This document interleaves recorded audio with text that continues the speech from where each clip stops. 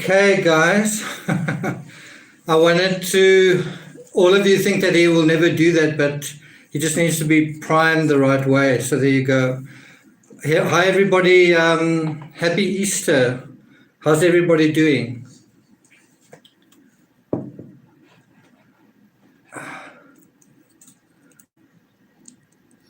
Two minutes is nothing. Okay, thanks a lot for that, Bria. Kitty Meow. Okay. Happy Easter, Bria. Hi there. Enter Sandman. Hey, Timmy, come. Timmy's almost standing on the keyboard. Whoa. Timmy, come. The Unchained Truth Sleuth, ready and waiting. Stacey, it's very good to see you because, of course, Stephanie's with her family and enjoying Easter. So it's good to have you here. Susie G, good morning, Nick and Timmy. It's actually 8 o'clock in the evening here. Where are you, Susie? Gigi Alight, hi. Hello in Australia. What time is it in Australia, Gigi? Steph, you're in Brookfield. Juanita, feel sick with virus. I hope you don't have corona. Robin, lovely Libra. Boo, hello Nick from the UK. Boo-hoo. Heather West, 7 p.m. in Scotland. Okay, so the clocks have gone back a little bit. Susie G, oh, you're in Arizona, 11 a.m. Okay. Doris White, hi Nick from Dundee. Okay, is that Dundee, Scotland? I think isn't there also Dundee, New Zealand? I know there's also Dundee in South Africa. Git, Sweden here, it's 8 o'clock. Ellen Mosley, hi from Texas. Christy Lynette, hi. Kathy Belilo, how's your weather? Kathy, I'm glad you asked. It's weird. Like, I definitely dressed the wrong way this evening. I took Timmy for a walk and I totally overdressed. I had a long sleeve shirt on. You can see I've got a short sleeve on now. And I had kind of a puffy, not quite sure what you call them, but it's sort of a warm jacket without arms. It's just totally too warm. And I was actually sweating for quite a while after that. So it's quite strange. The days are fairly warm now. Bear in mind it's late autumn here. And the days are quite warm. The nights can be quite cold already. Timmy, it's actually cold enough for Timmy to sort of shiver at night, and then he'll try and, cuddle up to me. Peter Howells, hi from Wales. Hi, Peter. A vest. Yeah, well, it's a vest, but it's a puffer vest. That's right. Sometimes I just struggle to think of words that you'd imagine you should know. Yes, I did shave Timmy. Good to see you. I didn't actually shave him. I had him shaved. Janae Ann, hi from South Carolina. Hi, Janae. Yvonne Phillips, hi there. Good to see you. Yvonne, I don't know if you've noticed, I've pinned quite a few of your comments onto the top of videos just because you've had some really good comments. Stacey says, hey to everyone just joining, warmest welcome. I'm sorry I was a minute or two late. I realized kind of at the last moment that I hadn't poured myself a glass of water. And I also wanted to talk about this book briefly. I'm not going to do it now, I'll do it a little bit later. I just want to talk a little bit about book club and, getting that up and running, hopefully this month or towards the end of the month. Body warm, I guess you could call it that as well. Jessie Dawn DuPont, Ohio, hi there. Shannon Ray, happy Easter. Was it you, Shannon, who said something about, on the title of that one video, who's more attractive, Shanann or Nicole? Was that you? You said, well, I think I'm going to, it took me a while to trust you or something. I seem to remember that comment. Glovana Baptiste, hello from the Caribbean. Wow, it must be nice and warm there. Snow Lion, there's a full-on blizzard here. Where are you, Snow Lion? Are you in Canada? Is it Easter or Christmas? Okay. Sue Cooper. Yeah, I also can't wait to do book club. The weird thing with book club is people who read books, and I guess to some extent people who write books, I think are quite shy. And so there are some people who love reading, but they not so thrilled about showing their face in a video. And I can understand that. I sort of feel the same way. Do you think there will be an arrest? I'm not sure what case you're talking about. What about NK's phone pings the morning of the murders? How come she's free? We're going to talk about that.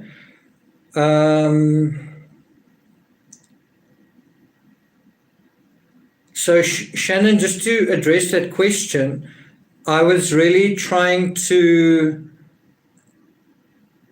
tap or touch on the thinking that people are thinking anyway. So you might say, especially when you see it written down like that, you might think, how dare you, or what a horrible thing to say. And I can certainly imagine if you're a family member thinking how appalling.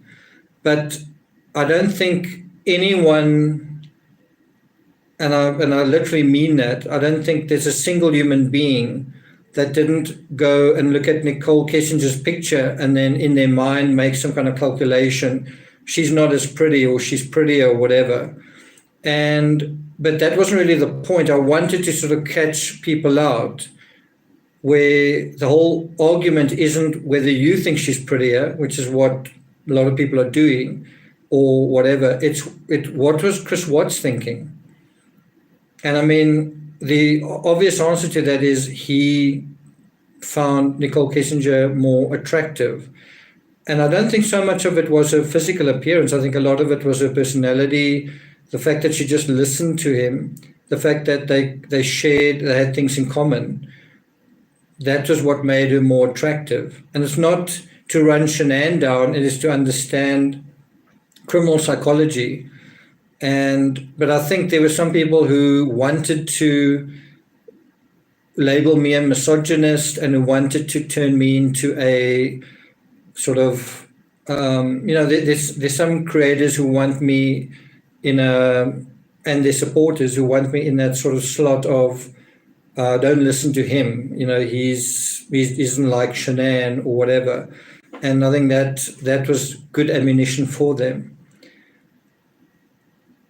I think the sexual side was definitely another area that he really liked about her. Looks fade, amorousness fades. Yeah, that's all true. But the whole point is, what did Chris Watts think about Kessinger? What attracted him to her, and also what attracted her to him? I think ironically, I think the same thing that attracted him to her was the opposite of what attracted her to him. So he was attracted to her not having a family, having freedom, and she was attracted to him having a family. But then she sort of wanted him not to have a family, but have a family with her. So kind of a weird thing. Sharon Tuck says, Nick, we support you. Thanks a lot. She related to men better. Nina Renee, she let him be a man. I think so. To some extent. I mean, when he was in North Carolina, she wouldn't really let him be with his family. But I know what you mean. I think she awakened. She tried to wrap him around her finger sexually, I think.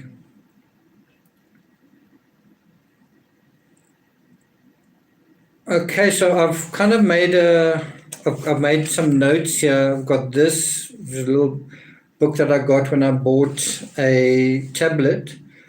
And then I've got a couple of pages worth of notes here.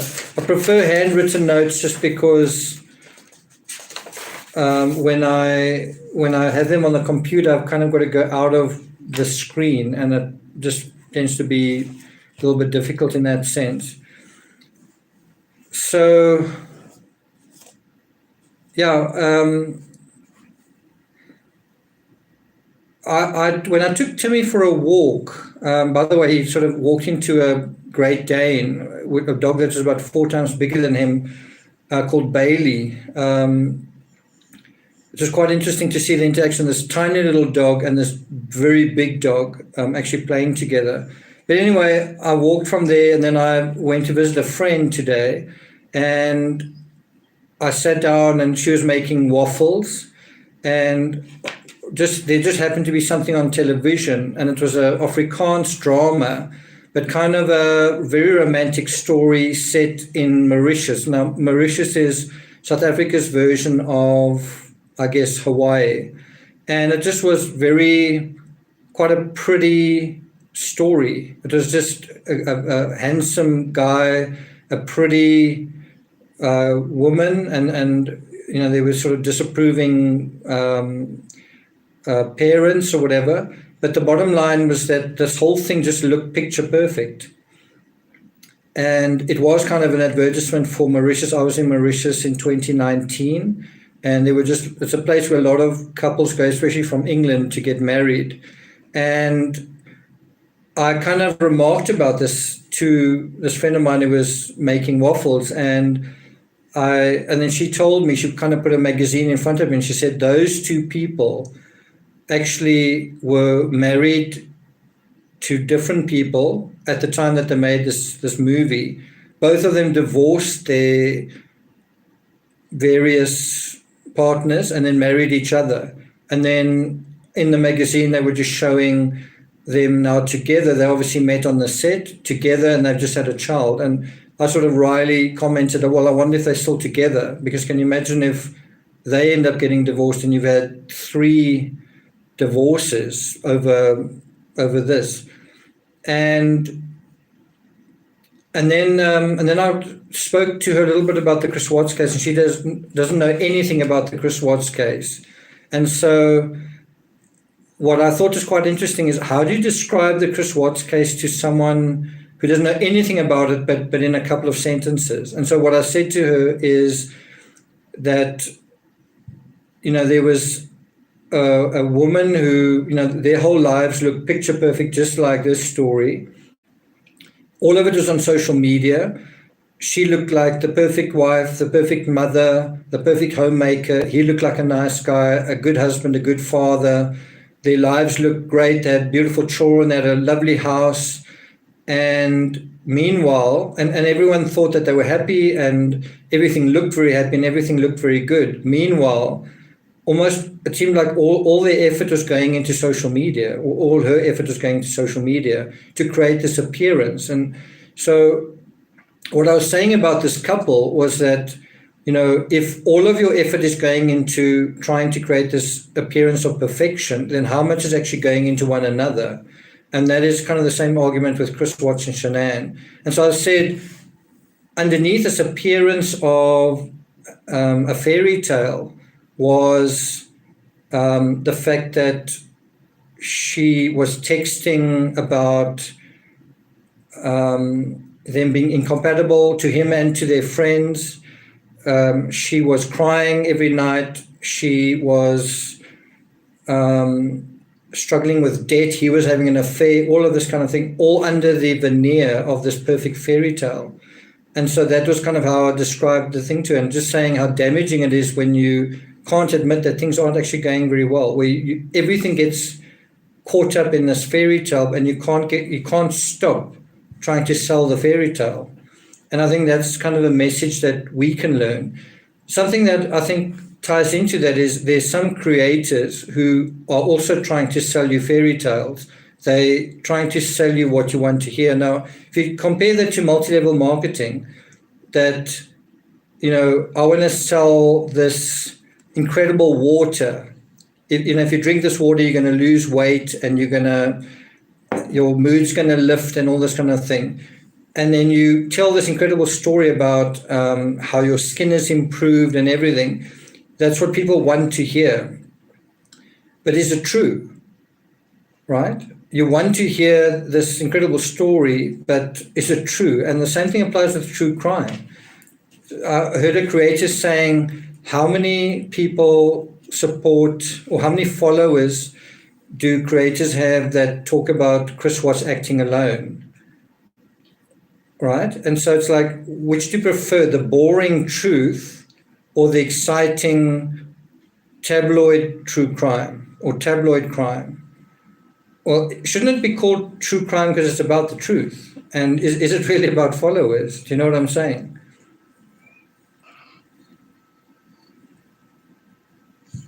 Patricia Brooks, my aunt was murdered in 1989. The killer was identified on Unsolved Mysteries. Jessie Dawn DuPont, I prefer the truth. I think you can enjoy fiction in like a romance story or going to the movies, but I don't think fiction belongs in true crime. I think we're here to interrogate whether it's true or not to recycle or to create more fiction. That is the job of defense attorneys, PR firms, defendants. It's not the job of legitimate true crime authors, legitimate true crime people. Our job is to find the truth. And if you can do that in an authentic way, then you can apply that to the rest of the world. You can say, what's the truth about coronavirus? What's the truth about this political scenario? What's the truth about that news channel? What's the truth about this or that situation? What's the truth about my family? What's the truth about my friend? What's the truth? What is the truth? And so you can use the true crime formula to figure your way out with all these other things. To me, I think I'm going to... Okay, everybody say goodbye to Timmy. Bye-bye. Okay. Okay, I've gone a little bit off script, but I want to just now deal with Nicole Kessinger, and I had to do a little bit of research just to refresh my memory. So, to be honest, I haven't actually read that article, not from top to bottom. I've sort of heard other people talking about it, and I sort of got the little piece that was really about Nicole Kessinger.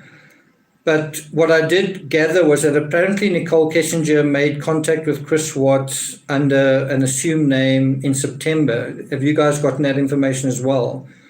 That the supposed letters to Christopher from Nicole Kessinger were written in September of last year. Have you guys heard the same thing?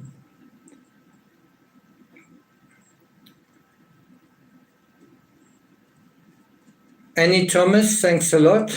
You're amazing. Okay, thanks a lot. Okay, so I'm getting a lot of yeses there. So I wanted to check that out. And one of the things that I wanted to sort of look at is it likely true that if, would Nicole have contacted him, I'll just jump back onto my lap. Would Nicole have contacted him in September for a specific reason that we can trace to the ongoing timeline of this case, right? Crystallina Bacteria, wow, what an interesting name. Hi, happy Easter from the UK. Okay, and so that would be one way to verify. To me, the pen is mightier than the sword, to me. So, yeah, I don't know why Timmy is so on me at the moment. Anyway, so I went to look at that, and what I was thinking is this possibility, we're going to talk about whether she really did contact him or not, but if she did, was this linked to the 35C narrative, right? In other words, was Nicole Kessinger drawn out of her seclusion by the chatter, by the real step that was kind of taking place of Chris Watts going, I'm gonna defend myself. I'm gonna try and appeal, and I'm gonna try and make some kind of legal case to defend myself. And if that was the case, you can imagine her that is going to get her attention, because that's going to involve her. In other words, whether he's innocent or guilty is going to involve her in some way. If he succeeds in getting an appeal, she's going to be called as a witness by somebody, right? Tammy Coble, I love you and your channel, and I saw a video last night that explains every known fact. Wow, okay, that's quite a compliment. Wonder which video that was. Was that the one the Alive, or which one was that? Timmy looks like a villain. Yeah, he's kind of like looks like he's got a mask on. Timmy.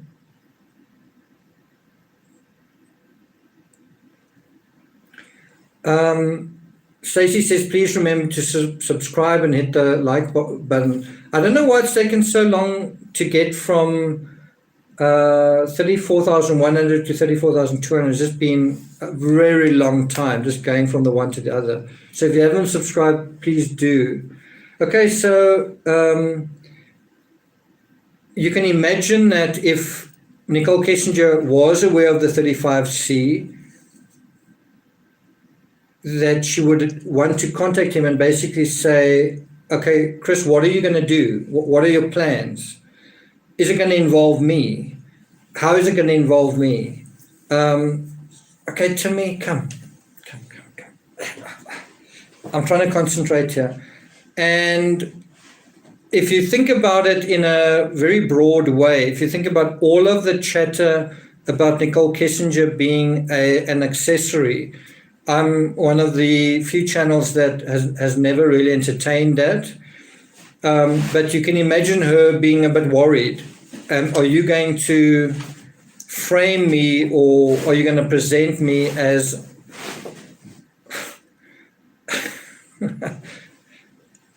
he always does that to get attention. He sort of moves his bed around because he knows I'll always stop him, but this time I'm not going to stop him. Anyway, are you going to blame me? Are you going to implicate me, kind of thing?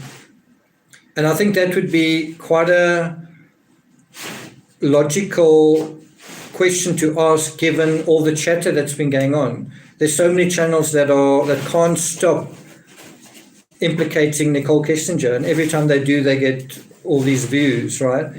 And so she probably would have asked him, what are your plans? And the question essentially is, for you to get an appeal, for you to get a lower sentence, who are you going to throw under the bus? Me? Shanann's friend? Shanann? It's got to be somebody. And so she would want some kind of reassurance or information about that.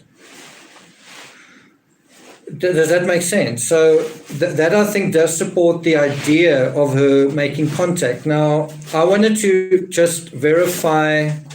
This is just, hey, stop it.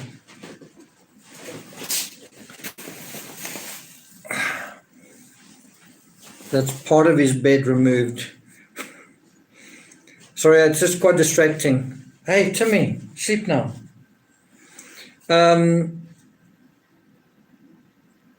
So in order to sort of verify this, I just want to check, when did the 35C narrative begin? And it's quite a difficult question. Let me ask you that question, right? So what you want to find out is, there's this scenario, there's this concept, there's this point being made that Nicole Kessinger contacted Chris Watts in September last year, right? So then you say, what was the narrative of the 35C last year? When was the 35C narrative unfolding? Can you guys answer that question? So I'm just going to give you guys a moment to... Timmy, come here. Hey, Timmy. I'm going to give you guys a moment to to see if you can address that. Can any of you remember when the 35C started entering social media, entering in YouTubers' commentary? Can any of you remember that?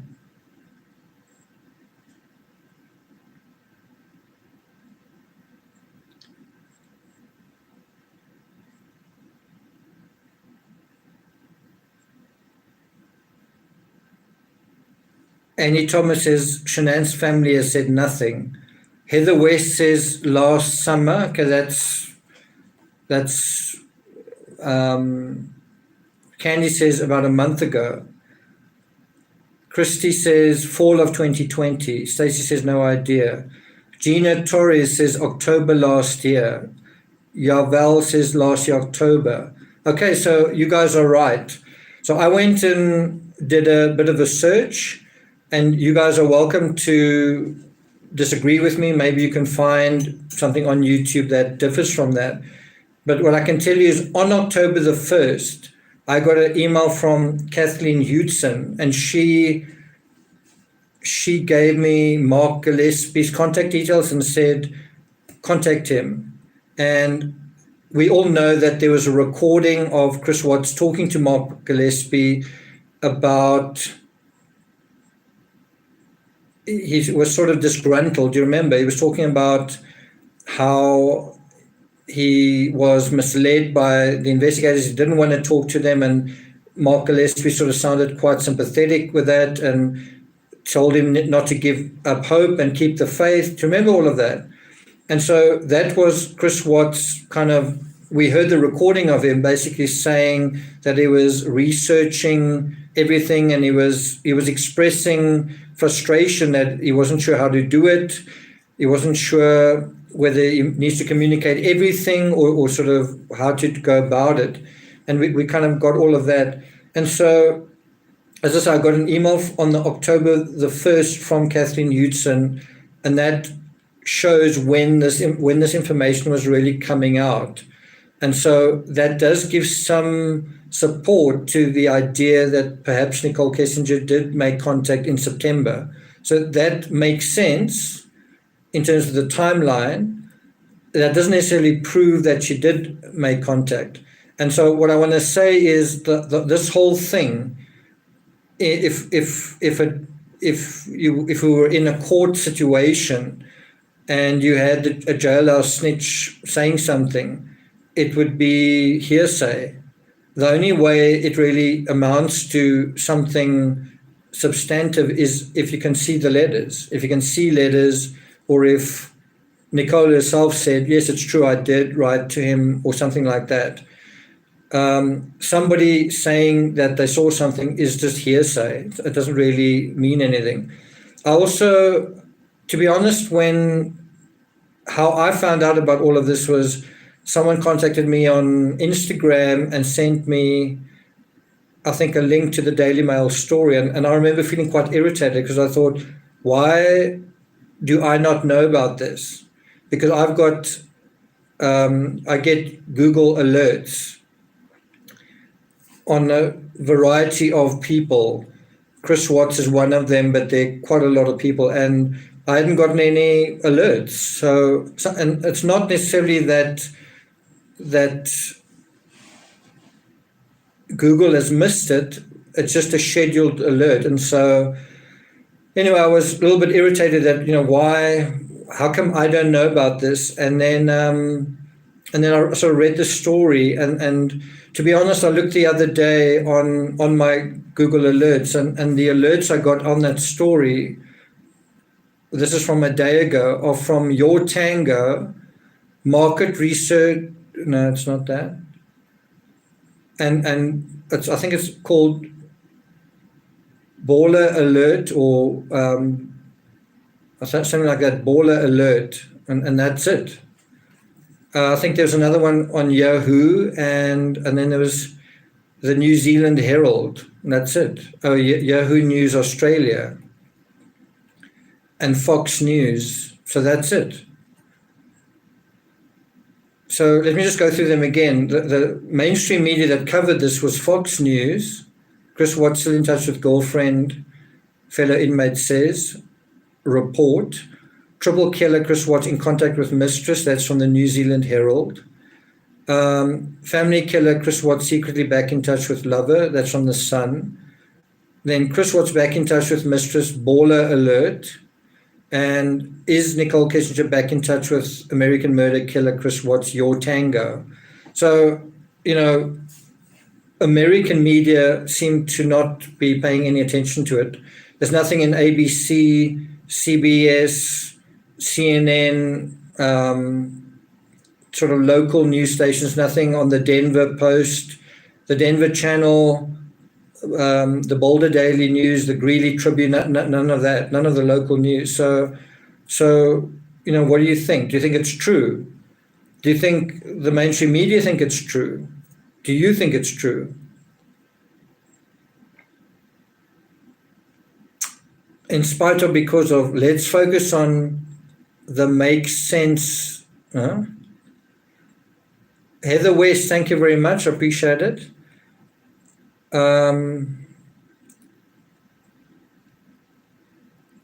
Well, there are a lot of people here that I haven't seen it before. Tina Barwick says, no, it's not true.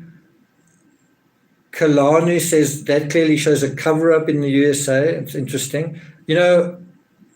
Talking about that, when I got a audio message indirectly from Chris Watts, it was via other people, so via a family spokesperson, of him saying that he got the oxy from the basement. I honestly thought that this was going to make at least national news in America.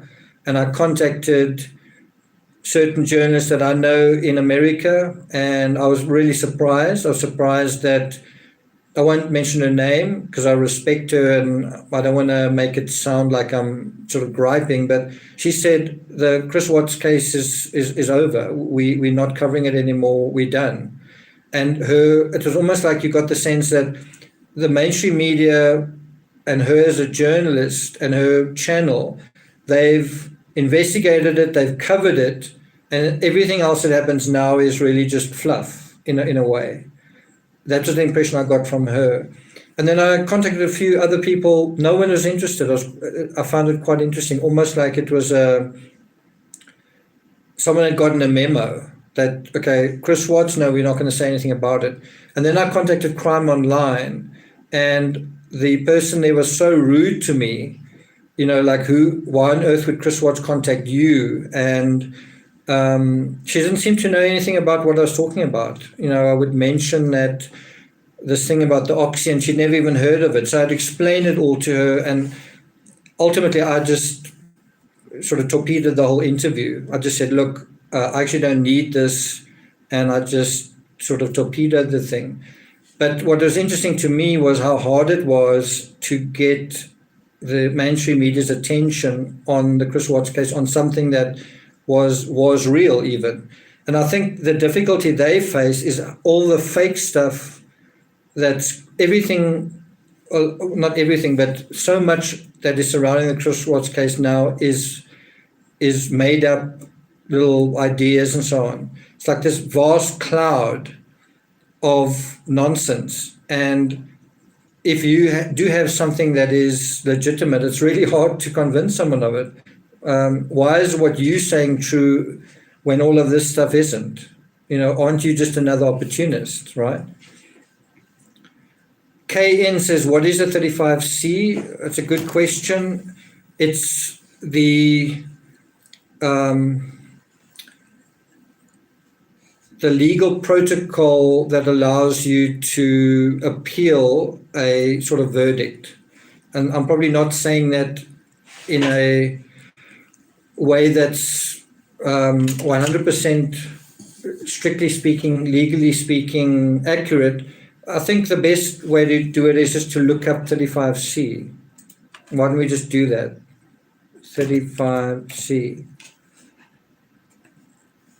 I see it says a 35 centimeter necklace, 35 centimeter baby, 35 centimeter pot in liters. Yeah.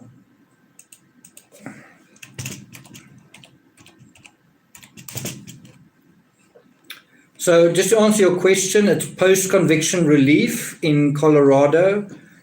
It's called a 35C for motions, petitions for post-conviction relief, spelled out to the court all the ways that the defendant was denied his or her constitutional rights to a fair trial and sentence. After a conviction, the defendant has a limited statute of limitations to file a post-conviction relief motion in Colorado. So he would have a limited time to actually do this. I've heard that period expires in November.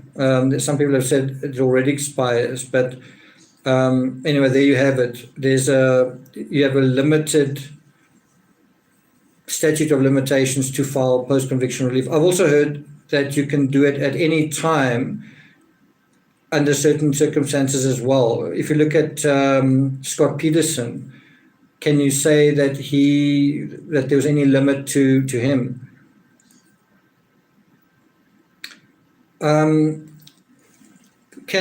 Mods, there's someone called Tammy Coble who keeps saying the same thing.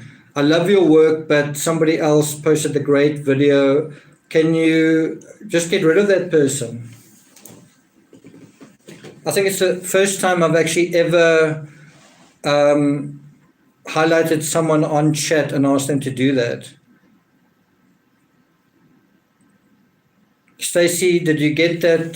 Did you get that?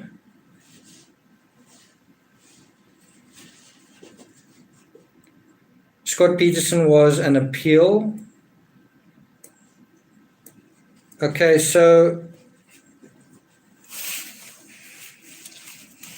I think there are a couple of reasons why Nicole Kessinger could have and would have wanted to contact Chris Watts, but there are a couple of reasons I think that she wouldn't, right? And one of them is someone's already written a book, Letters from Christopher, right?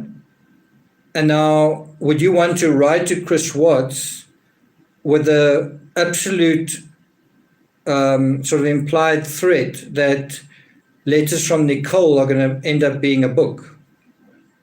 I'm just saying, put yourself in Nicole Kessinger's shoes. Chris Watts has just written a book, not him, but a book has been written called Letters from Christopher. Are you now going to write to him and say, to this guy who's proved very untrustworthy, right? He's proved untrustworthy. Jen H., thank you very much. He's proved very untrustworthy in terms of their relationship, right? And he's proved very untrustworthy even with law enforcement, giving all sorts of different versions of events, blaming Shanann, this version, that version, whatever. Are you going to trust him where you say, well, I'm going to write to you, please don't tell anyone? Do you think Chris Watts isn't going to tell anyone, and what else has he got to do? And it's possible that she couldn't sleep at night, and she eventually just took the risk and got hold of him. And then, well, it turns out that if it's true, that somebody did find out, and now the cat's out of the bag, if you believe that, right?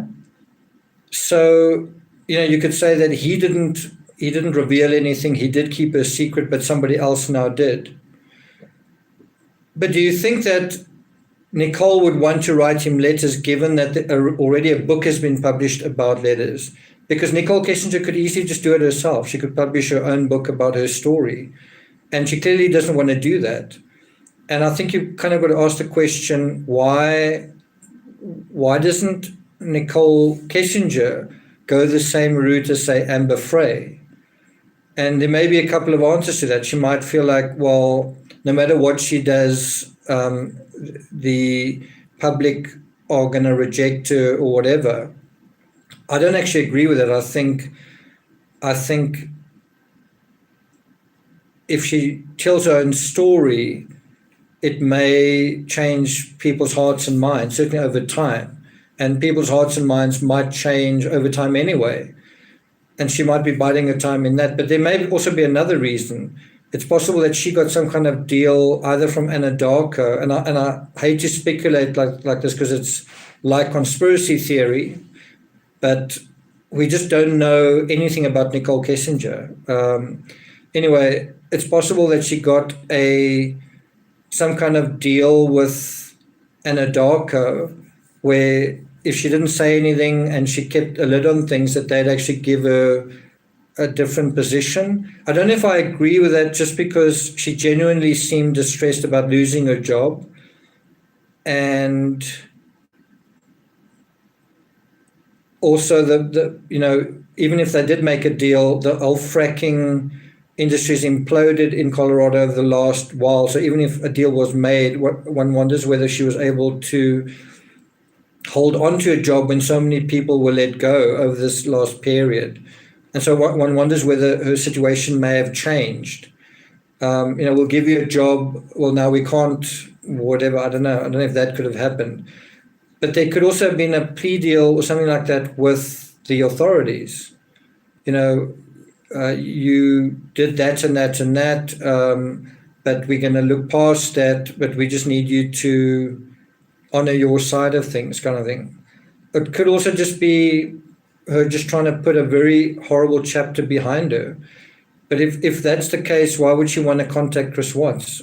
On the other hand, a mistake that I made was that you think that Chris Watts thinks logically and sensibly, and he doesn't necessarily.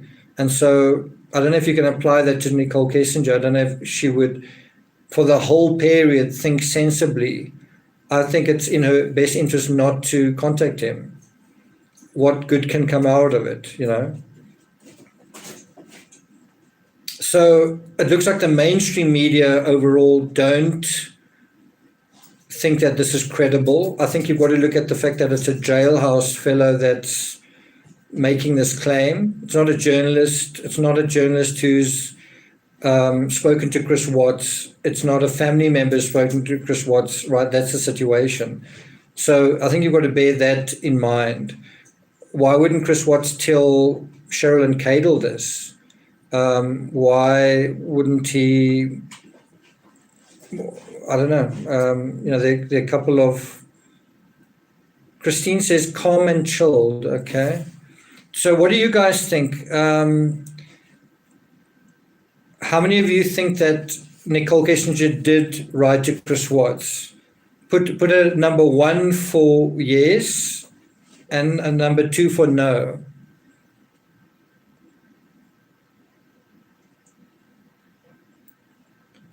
So I see a 2, another 2, another 2, another 2, another 2, another 2, another 2, 2, 2, 2, 2, 2. There's 2 ones, 2, 2, 2, 2, 2. Almost everyone is saying they don't think so. There are a couple of people who think that she did. I don't know the answer. I think it's possible. I was quite surprised that the September thing and October were quite close to each other. In terms of human psychology, I think I could understand if she wanted to make contact with him, but the risk to her just seems pretty grave. And there were so many other ways of dealing with this. I mean, another way of just finding out what is going on is, she could have her lawyer contact him, and also wouldn't Mark Gillespie or someone contact her? Do you know what I mean? She would know if he was going for a 35C because someone would make contact. It wouldn't be a mystery. Someone would either contact her or not. So I tend to be a bit suspicious of the whole thing. There's no letter, there's no actual evidence. I think it's possible, but I also tend to lean to the side of skepticism. Meanwhile, you've got certain other creators that are like world exclusive, and the whole world is talking about this. It's very, as far as I'm concerned, exaggerated, and it's sort of like a dog chasing its tail. But where does this ultimately take you? There is no 35C, and they've been talking about there being a 35C for how long? If you've noticed, I haven't really been speaking about it. I've never really taken it seriously. The time to take a 35C seriously is when it's announced, not where you say he's doing it. He's doing it when it's announced. So it's that sort of thing, right? to be honest, my approach to the Chris Watts case at the moment is I want to take kind of a bit of a break from it. So I kind of want to, it's now, we're going into April and May. I kind of want to move away from it so that we can come back to it when the timeline sort of activates, when things are happening in the timeline that stand out. So I'm not going to do what I did last year where I went through 2 years ago today, Chris Watts. I'm not going to do like 3 years ago and just repeat everything. But what I do want to do is highlight some of the milestones, the things that stood out. But I kind of want to give you guys a chance and me a chance to take a step away from it so that you can come back to it and reality will have shifted a little bit and you see things in a little bit of a different way. So the two things that I want to do this year in terms of the Chris Watts case are that I want to cover the Shakedown blogs that I did. I don't know if you remember, I was blogging on Shakedown before I went over to Crime Rocket, and I haven't really highlighted those blogs at all. And what I want to do with that is show you how our thinking has changed over time, and that's also why it's important to take a bit of a break. Show how our thinking has changed and also show what we knew then and either forgot about, underestimated, or how early we knew something that was very important, something like that. Now, someone made a comment that I really appreciated on Patreon. I recently put up a chapter on The Craven Silence 2. That's the book after this one, on JonBenet Ramsey. Can you see that?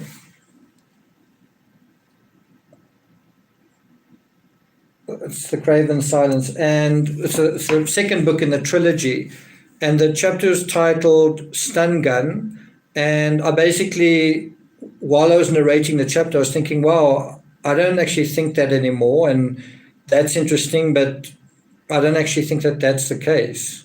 And there were a couple of things that, bear in mind, this book was written in 2016. It's now 2021. It's 5 years later. And some people have criticized me and said, you know what, you intentionally mislead people and then you sort of, I don't know,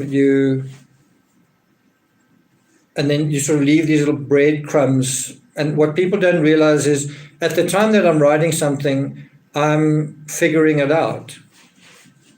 And then you get more and more information and then you realize, wow, you know what, I don't know if that is strictly speaking true. And so it goes on. Do you see what I'm saying? So I basically, in the narrated section, I basically said that my thinking has changed since I wrote this chapter. So sometimes if there's a serious error, that's just bad research or something like that. I think in the Craven Silence, the first Craven Silence book, I think there's an error right in the beginning where I said something about Patsy coming down the central staircase. And that's just an error. That's just not knowing the case very well. That is something you can change in the book because otherwise you are not accurate. But in another area where a lot of people are thinking the same thing and you make an error, I think it is sometimes good to leave the error there. I don't really think of it as an error, just as a change in your thinking, because you don't know ultimately what the answer is. But then say, at that point, I thought that, at this point, I think that. And I think a lot of people go along the same thing. With a certain amount of information, you're gonna believe a certain amount, and as that information changes, your insight develops and your story changes. Do you see what I'm saying? And so I wonder whether that's going to apply with Nicole Kessinger. I wonder whether, in the fullness of time, if you think about 10 years passing of the Watts case, 20 years passing, if you think about Burke Ramsey in the JonBenet Ramsey case, it seemed inconceivable that you would ever get an interview with him. And then suddenly 20 years after the JonBenet Ramsey case, he goes on Dr. Phil. Could that happen in the Chris Watts case? Absolutely. It could happen. A lot can happen in 10, 20, 30 years. but I wouldn't bet on it. I'm just saying anything can happen, but I wouldn't place any bets. I think Burke Ramsey regrets that interview that he gave. I think it backfired. I think there were a couple of good reasons for him to do it, but there were also plenty of reasons for him not to do it. And if anything, that should serve as a lesson to Nicole Kessinger. You know, you could feel like, I really want to tell my story. You could go on, and then that could backfire spectacularly. And then the little bit of privacy you've won, a little bit of anonymity you've won, you know, you've now got to go back into hiding even more than before. Let me read some of your comments. Just missed that one. Let's just scroll up here. There's one from Yvonne Phillips that I seem to have missed. I see what you're saying. Understanding true crime is progressive and we must allow room for change. So Yvonne, what's quite important with true crime is I think you have to have a position. So I've seen there's a creator who's got, I think, 170,000 subscribers. He's a lawyer. I think you all know who I'm talking about. And he says the most unbiased YouTuber on true crime. I think you've got to have a bias. You can't not have an opinion. You know, true crime and the law is about you are either guilty or you're innocent. You're either telling the truth or you're not. Something's either true or it's not. And so I think you have to have a position. You've got to, and what you do is your position is backed up by facts, by evidence, by information, to some extent by intuition, to some extent by what you've seen in other cases. But I think it's very naive for anyone to say, I'm totally neutral. You are going to be projecting some of your own bias into it, but you also need to be, doing it in a different way. What I try and do is I try and let the people speak for themselves. I try not to decide what narcissist they are or what label they are. I try and let them tell me who they are. And another thing is, which I think is one of the big secrets to true crime, I think one of the big secrets to being a good investigator is to not be afraid to not know. So when you don't know the answer, you kind of can acknowledge it to yourself and say, I don't know. I don't know the answer. A good example of that, I think, in the JonBenet Ramsey case is to say, was there prior sexual interference? Is there a prior sexual narrative going on? And I think that comes perilously close to saying, I don't know. The evidence is very iffy in that area. Some experts say yes, some experts say no. And it's in that area where you say, I don't know. Well, then try and find the answer. Try and find, so you don't know what the situation is. Well, how can you find some information that's going to help you? So in this particular case with Nicole Kessinger, where you say, did Nicole Kessinger write these letters to Christopher? Did she make contact? Don't be afraid to say, I don't know, right? Okay, so you don't know. How can you help yourself to know better? Well, one of the answers would be, why would she write to him in September, if she did write to him in September? And then you see, well, there's a possibility for the unknown. Do you see what I'm saying? So you have known unknowns. Well, try and find the answers to some of those. But don't be afraid, first of all, to say, I don't know. Because as soon as you say that, you start asking questions, and then what you need to do. If you keep throwing answers out, you're not going to find the answer. But if you ask questions, you must ask the right questions, you might find your way there. The other thing that I think is very important is to allow yourself to be wrong. If you there's an excellent book called Being Wrong by Catherine Schultz. And she just talks about, we live in a society where it's total anathema to be wrong about anything. You can never admit a mistake. So everyone is perfect and everyone is blaming everyone else and whatever. And, as soon as you realize you made a mistake, again, it allows you the freedom to not necessarily change course, but you can think about things in a different way. But when you insist on, no, I'm right, then you are stuck. So being wrong and allowing yourself to be wrong allows you not to be stuck, right?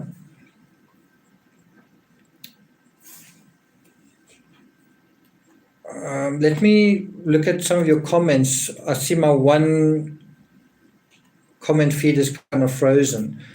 Shanann says, we are conditioned to be right.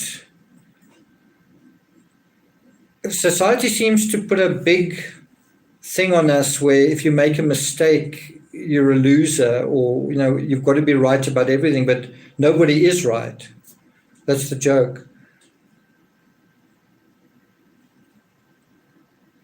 Yeah, Val, you have to own it in any situation. I think Dr. Phil said you've got to, or somebody said you've got to, it's kind of like rhyme, something about you've got to own it, not deny it. Do you know what I mean? In order to learn from your mistakes, you can't deny them.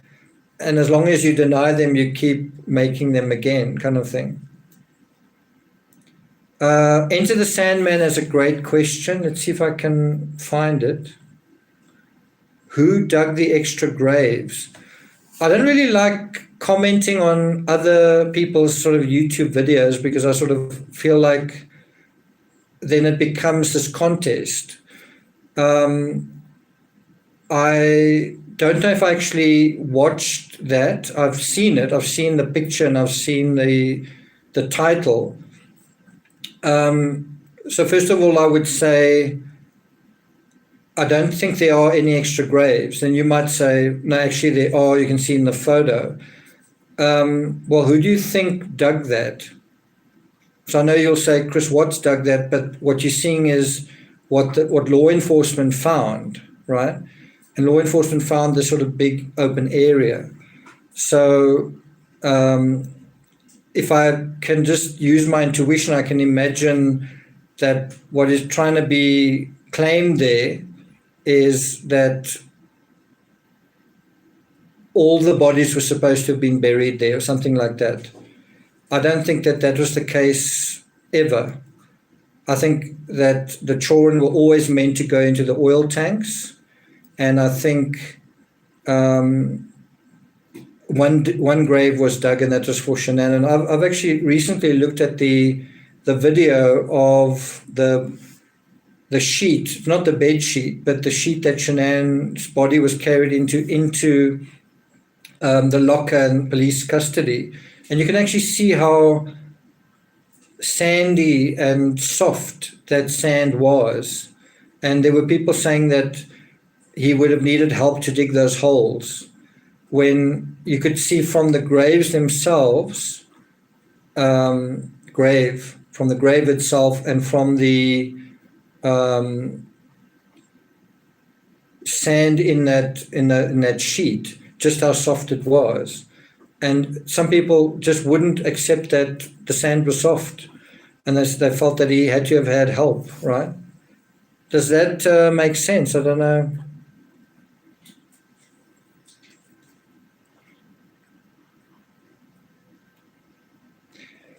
So Courtney says, do you think Chris would have still killed his family if he never met Kissinger?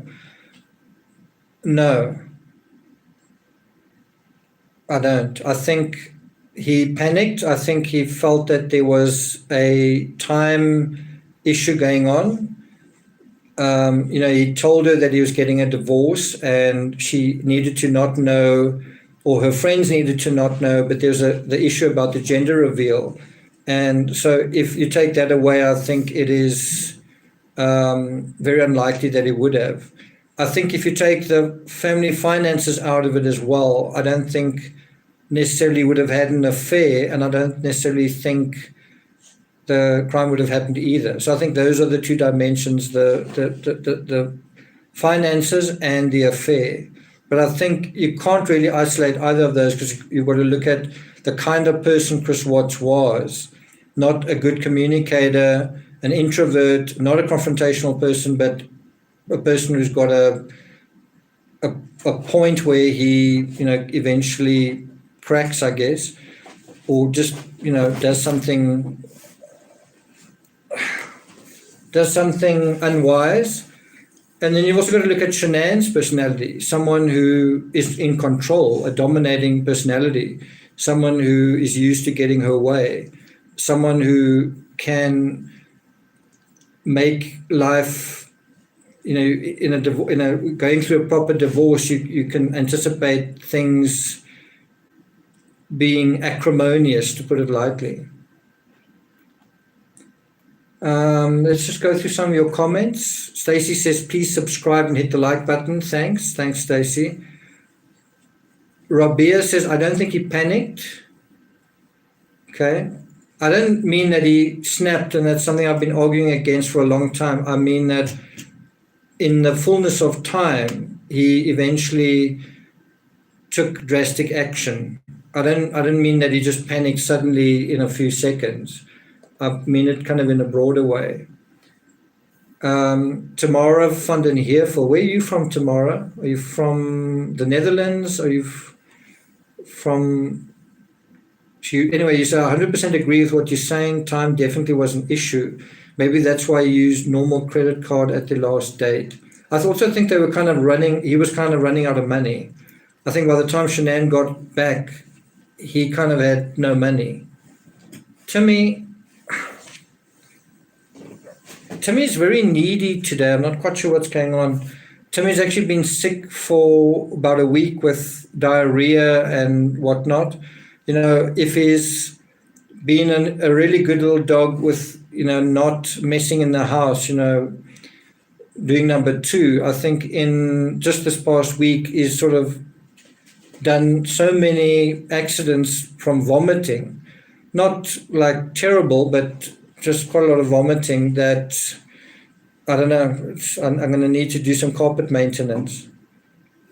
And I think it's because of me. I gave him a can of dog food that looked slightly off, and I thought, dog's got a strong stomach. Well, apparently not Schnauzer's. I feel bad about it. I actually thought of taking him to a vet, but he seems to have come out of it now. Tomorrow, you're from the Netherlands. Oh, you're Dutch living in Cape Town. Okay. I'm Dutch living somewhere else, but I did live in Cape Town for a while. I lived in Tamboerskloof. I lived in Hout Bay for a while. My great-grandfather was offered 2 earth in Llandudno for a painting, or for 2 paintings, something like that. And then he rejected that, and he said, rather give me the money. Can you believe that? Anyway, tomorrow will know what I'm talking about. The rest of you probably not.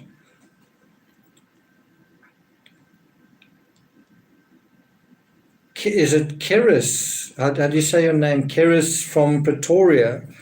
I must say there have been very few South Africans on my channel, mostly Americans and Canadians and people from the UK. I have a corgi that is super sensitive stomach. So one of the things I thought is, how do you bind a dog's stomach if the dog is whatever? And I thought the answer is you give him a bone, because sometimes it's kind of like fiber or roughage. That didn't work. He's okay now, and he didn't have he wasn't like lethargic, and he was his normal self, just vomiting every now and then. But fortunately, that's moved on. Tomorrow, I'm glad you're amused by that. I'm sort of heartbroken every time I go to Llandudno, which I think is probably one of the most beautiful beaches in the world. Courtney Messick, I'm in California and I listen for truth channels and also soothing voice, no drama. I think the world needs authentic true crime as a way to anchor itself and say, because we've become a world of whatever we believe is true, and that's just a very dangerous place to be. Social media, just think where you can take what I believe is true in terms of social media. If enough people believe the same thing, and you then say that's true, where's that going to end? And you've got to have enough people who can say, hold on, that actually doesn't make any sense, right? You can't just have, because it's popular and because it's exciting and because it makes you enraged or emotional, suddenly becomes true.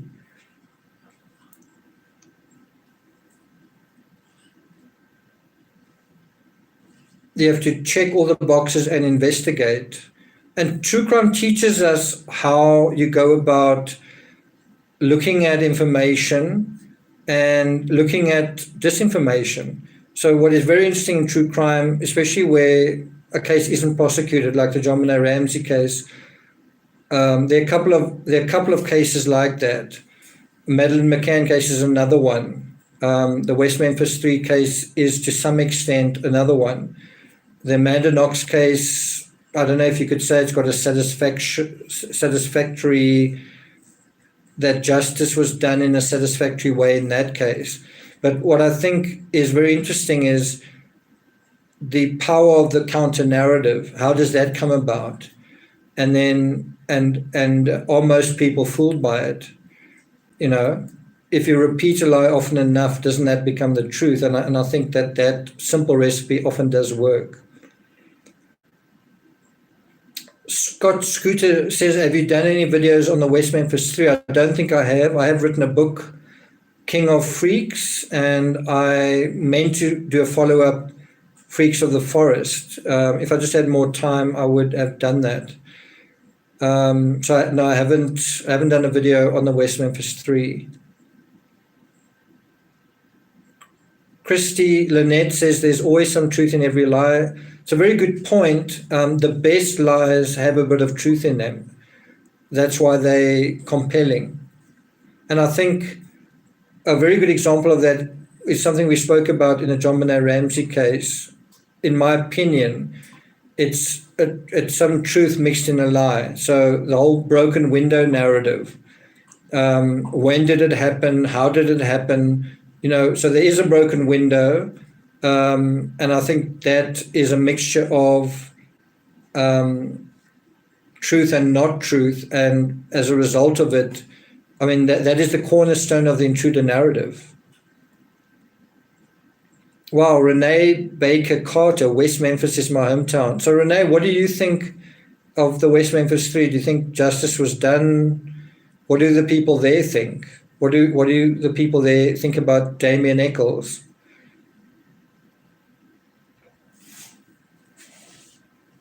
So just before I move away from the Nicole Kessinger case, and I want to go from here into George Floyd, which is a bit of a controversial area, I just want to talk about two things regarding the Chris Watts case.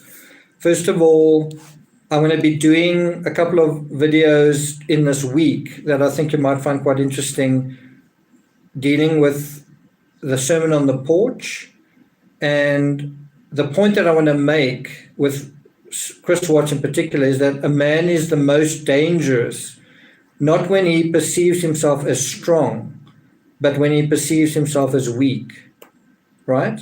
If you think about that in the Chris Watts case, it's a man is at his most dangerous when he perceives himself in a vulnerable position. So Chris Watts, with a wife that's pregnant, a mistress that's sort of waiting in the wings, his wife's about to do a gender reveal, his wife deciding, look, we're not going to get divorced, here is a book, hold me tight, read it, here's a love letter, and suddenly he feels, I can't get out of this, I'm trapped or whatever. He kind of has a sense that he's weak, that he can't deal with this the way a strong man would. And how a strong man would is he would get a divorce. He would just go through the normal things that normal people do. But Chris Watts perceived himself as weak and weak within his marriage in a weak situation and did something horrible.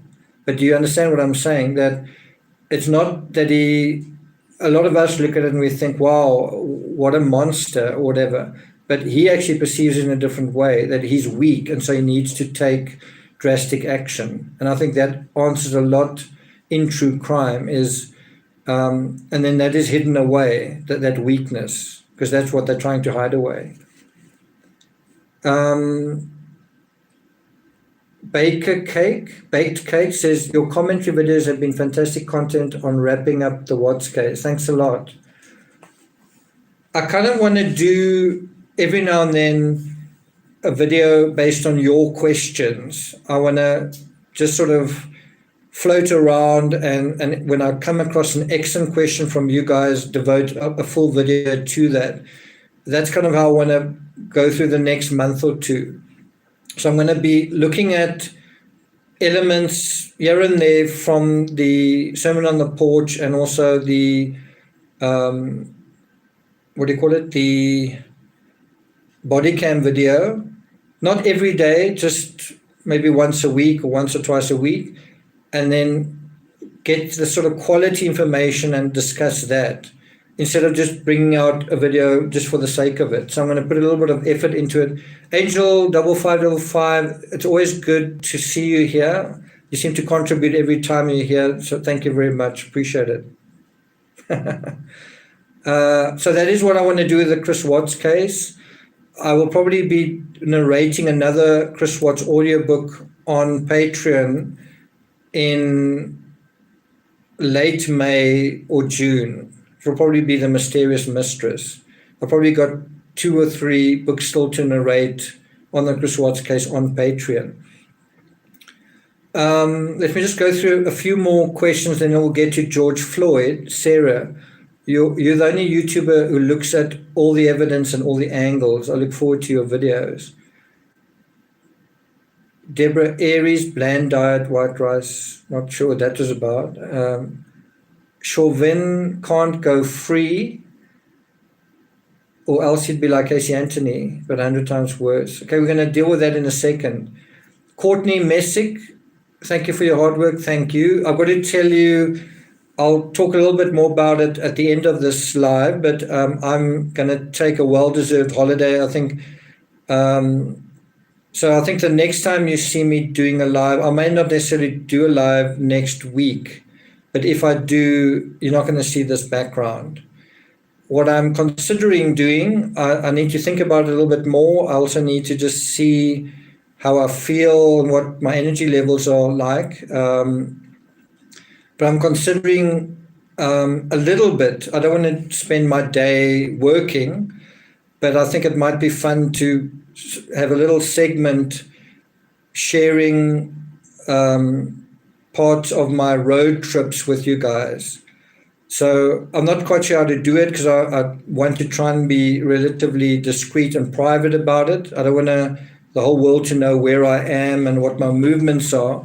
But what I might do is show you a little bit of where I am if I'm doing a road trip, which I will be doing. And then you guys can sort of see what I'm seeing, and you can kind of join me a little bit on the journey. So I might do that. I might sort of do like a little bit of a teaser on YouTube, and then I feel a bit safer putting that kind of information on Patreon. So I'm not sure whether I'm going to do it and how much I'm going to do it, but that was something I was considering. Are you a Capricorn? Yes. Interesting question. Happy Easter. Thanks, Julie Secret. The car has to be airtight.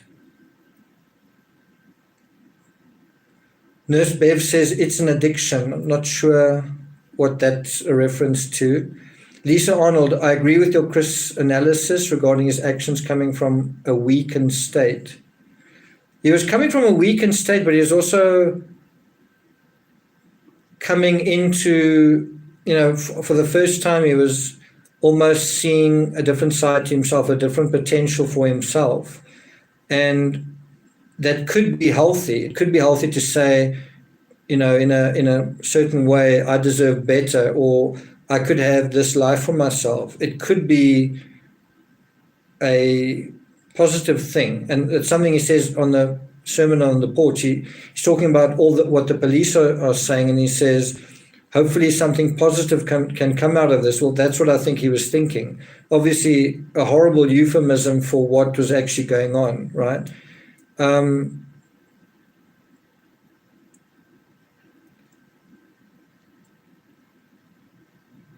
In spite of, because of, says, are you still wanting to write fiction?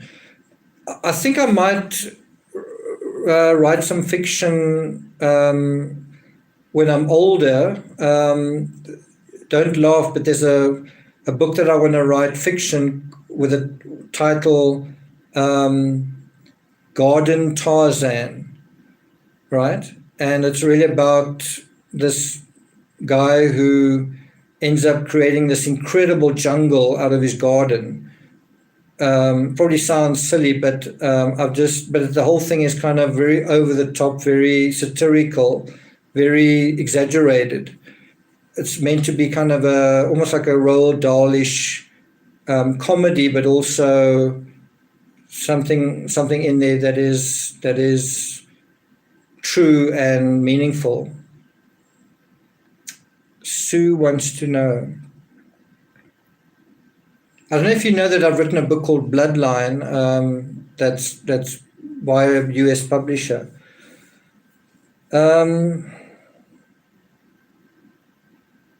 Sounds like a children's book, yeah. I quite like that the childish element in adult fiction when you look at writers like Douglas Adams, Hitchhiker's Guide to the Galaxy, and Terry Pratchett. I like that kind of, although it's for adults, it's got some kind of charming element to it. I'd like to share more about it and the characters and this wonder element to it, but I haven't published it yet, and I'd hate someone to steal my idea. So Enter Sandman says, how did you get into true crime? Through the Oscar Pistorius case. When Reeva Steenkamp died, I looked on my Facebook, and she was one of my friends on Facebook, and I'm sad to say I didn't actually know it before the time. So I don't even remember adding her as a friend. I was at that time a magazine journalist and a photographer, and there were quite a few models that were some of my friends on Facebook and people that I was photographing. And I only really got to know Reeva after she died, and I had the unique access because we were friends. I could go onto her Facebook, and so I sort of figured out her narrative, and I tried to get to know her as a person. And that ended up being a critical element missing from the trial narrative and from that whole case. And so when I felt like I made a contribution to the Oscar Pistorius case, when you had all these other journalists doing their thing, and the court decision was the way that it was, I thought, wow, I think I can actually. I think I underestimated my potential. That I have a voice and that I can say something that is worth saying. And I just noticed, compared to a lot of other journalists, I'd actually studied law, and I just found it quite weird what they were saying. And that if someone told them something that they didn't think about it. And so I thought, I think I've got a place, I've got something to say. And when I went from that to Jodi Arias, that was also quite a step where I thought, wow, what do I know about American law? And the law is the law. The truth is the truth. True crime is true crime, no matter where you are in the world. So that's how it sort of evolved. And I think I got the biggest sense of I can do this when I went into the JonBenét Ramsey case, because I think I believed that I was totally outgunned there. This is a 20-year-old case at the time.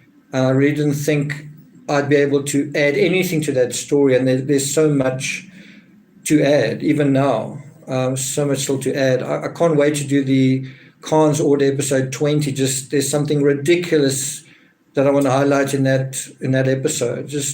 And it just shows you how easy it is to make mistakes in the John Benet Ramsey case with all those subtleties. Patricia Hoffman. Sorry, let's do it like that. Thanks a lot. Thank you, Patricia.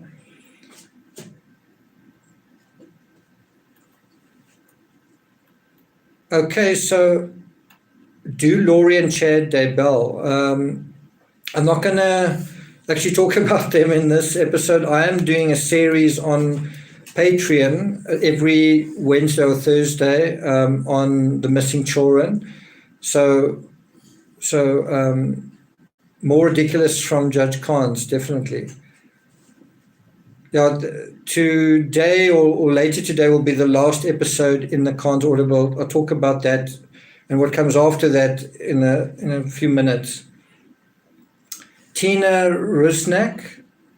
Hi all, hi Nick. The first time I saw the sermon, I knew you could do a whole book just on that. That's for sure. I must say that seems to be an area that people are, I don't know, find the sermon on the porch a gold mine. Just almost every few seconds, there's something that's just really interesting to see. Because Chris Watts is such a bad liar. Love your books and your work. Tamara van den Heuvel. Am I the only one that thinks NK has nothing to do with it? Tamara, high five. Yeah, I also think she's got nothing to do with it. You're in the right place if that's what you think. Most of us here don't believe that Nicole was involved.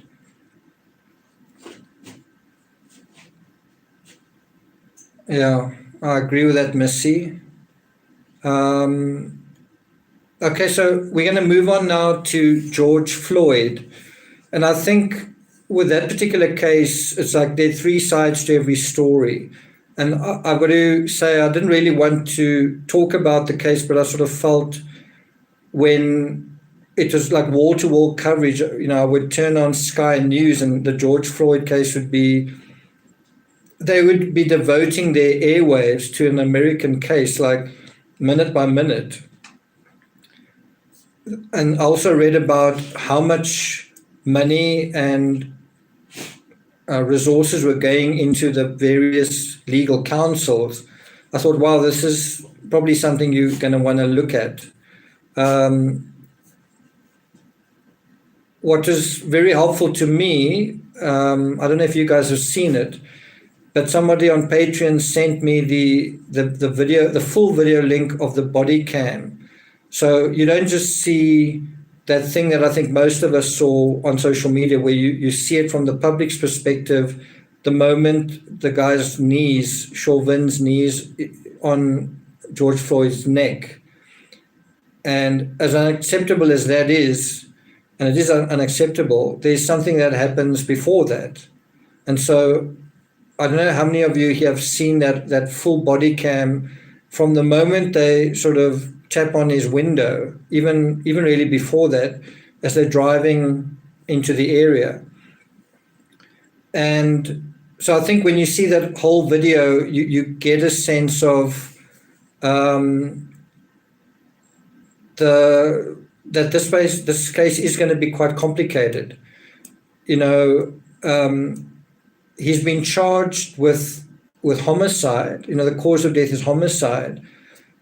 But homicide is in the intent to kill. It's intentional killing. Sometimes it can be like dolus eventualis, where you should have known. So it's to some extent negligent, but you should have known what was going to happen. So I don't know whether you could say that it's not dolus eventualis, but I think Chauvin's best defense is going to be, did he have the intention to kill? And you could argue, well, he should have known. And one thing that I'm a little bit suspicious about is, did he not realize that Floyd had lost consciousness? Because I can tell you, one time my father put down a dog called Ted, and I went along and I had my hand on Ted when he was injected. It's quite an old dog, and he was struggling in a lot of ways. But I could feel the moment that the life left his body. You could feel it. You could feel like this tension just immediately go out of his body. And are you telling me that the officer didn't feel that as well? I had my hand on the dog's, the top of his head, I think, or on his neck, just softly. And this guy had the full weight of his knee. Are you telling me he didn't feel that tension or even see it go out, right? And Elvis says, he said, I can't breathe. Is that not a clue? So I don't want to create like a big argument here. What I am going to say, just a couple of things, is I really want to just talk about him saying that he felt claustrophobic. I just want to highlight that. It's just something that I think see differently to a lot of people. I could be wrong, but it's maybe worth thinking about. But what is interesting with the I can't breathe thing is he was saying I can't breathe before he was on the ground. He said it quite a few times. He may have said it 5, 6, 7 times, right? And I think it's unfortunate that he did that. He was very, very vocal. And the fact that he said it so many times, I got the impression by saying I can't breathe when he was still standing, but when he was now lying on the ground saying I can't breathe to them, I'm not saying to the public or to us, but to the officers, it almost didn't have any meaning, or the significance of it seemed to be not very significant, almost that you got the sense from what they were saying that they thought he was bluffing or that he was just being dramatic kind of thing. And that's unfortunate. I mean, when you watch that whole video, it just seems unfortunate all round. And one of the things I've written down here, you can't really see it on here, but one of the things I've written down here is where you say, what was the alternative? So what would and this is a legal test, what would a reasonable man have done in this situation from both sides, right? So from the perspective of George Floyd and from the perspective of the police, right? So I'm gonna look at it from both sides. So I would say from the police's perspective, I don't think a reasonable man even needed to put his knee on George Floyd. I also don't think a reasonable man needed George Floyd to be lying on the ground. Why must he lie down, right? On the other hand, what were they supposed to do? I mean, their job was to, I guess, arrest him and take him in. Now they're trying to do that, and he was struggling with them, resisting in some way. So what were they supposed to do? I mean, take that question seriously.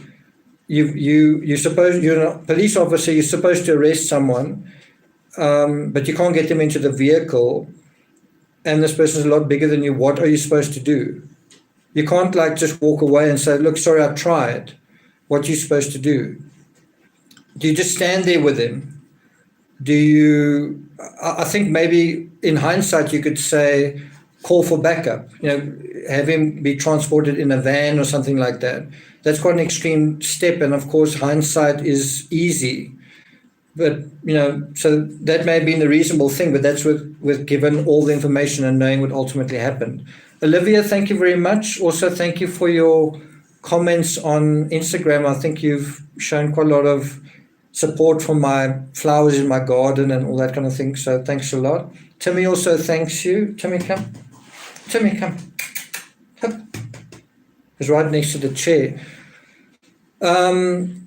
From George Floyd's side, and I think as soon as you go into that area and you say, well, what was he supposed to do? Then it immediately becomes victim blaming.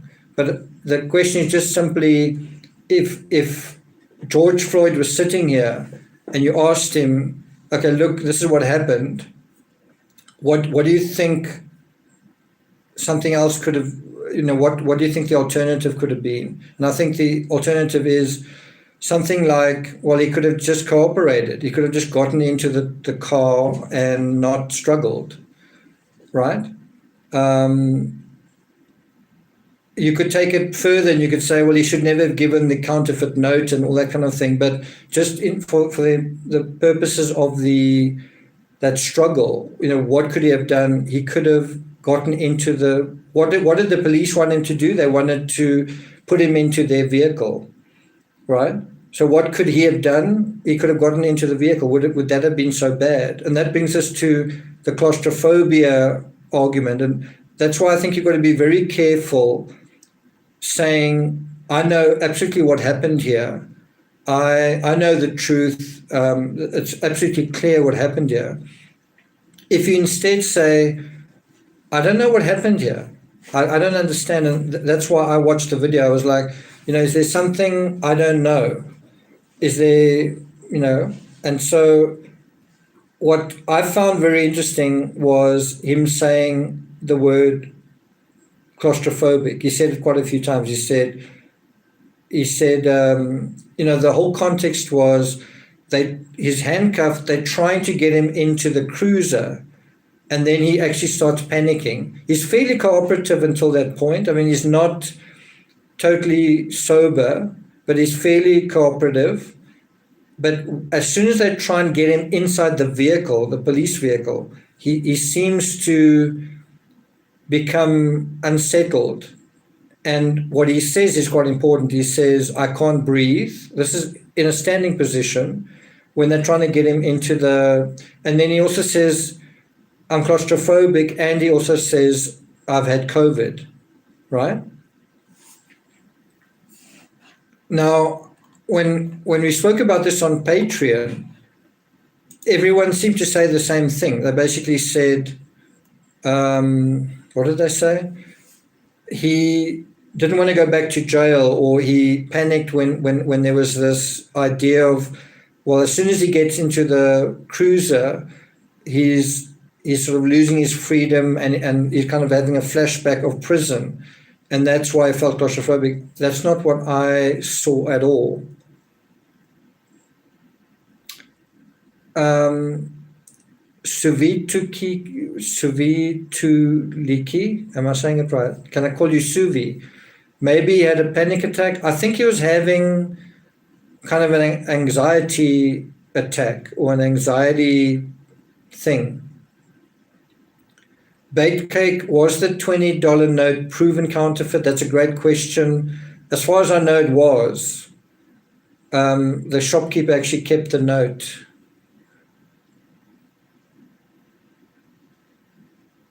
Okay, so now I'm going to take it a bit further, and this is my idea. I could be totally wrong, but my impression was that I don't think it helped that he was under the influence. I think if he wasn't, things could have been very, very different. But I think the impression I have is that, first of all, we know for a fact that he had coronavirus. We know for a fact that what coronavirus does to you is you struggle to breathe, right? And I think that is like one of the biggest sort of links in this case. On the one hand, it is he felt like he couldn't breathe, and on the other side, he was definitely diagnosed with coronavirus, right? And now, what are the symptoms of coronavirus? You can die from a kind of asphyxia. You can't breathe and then you die. It happens all the time, right?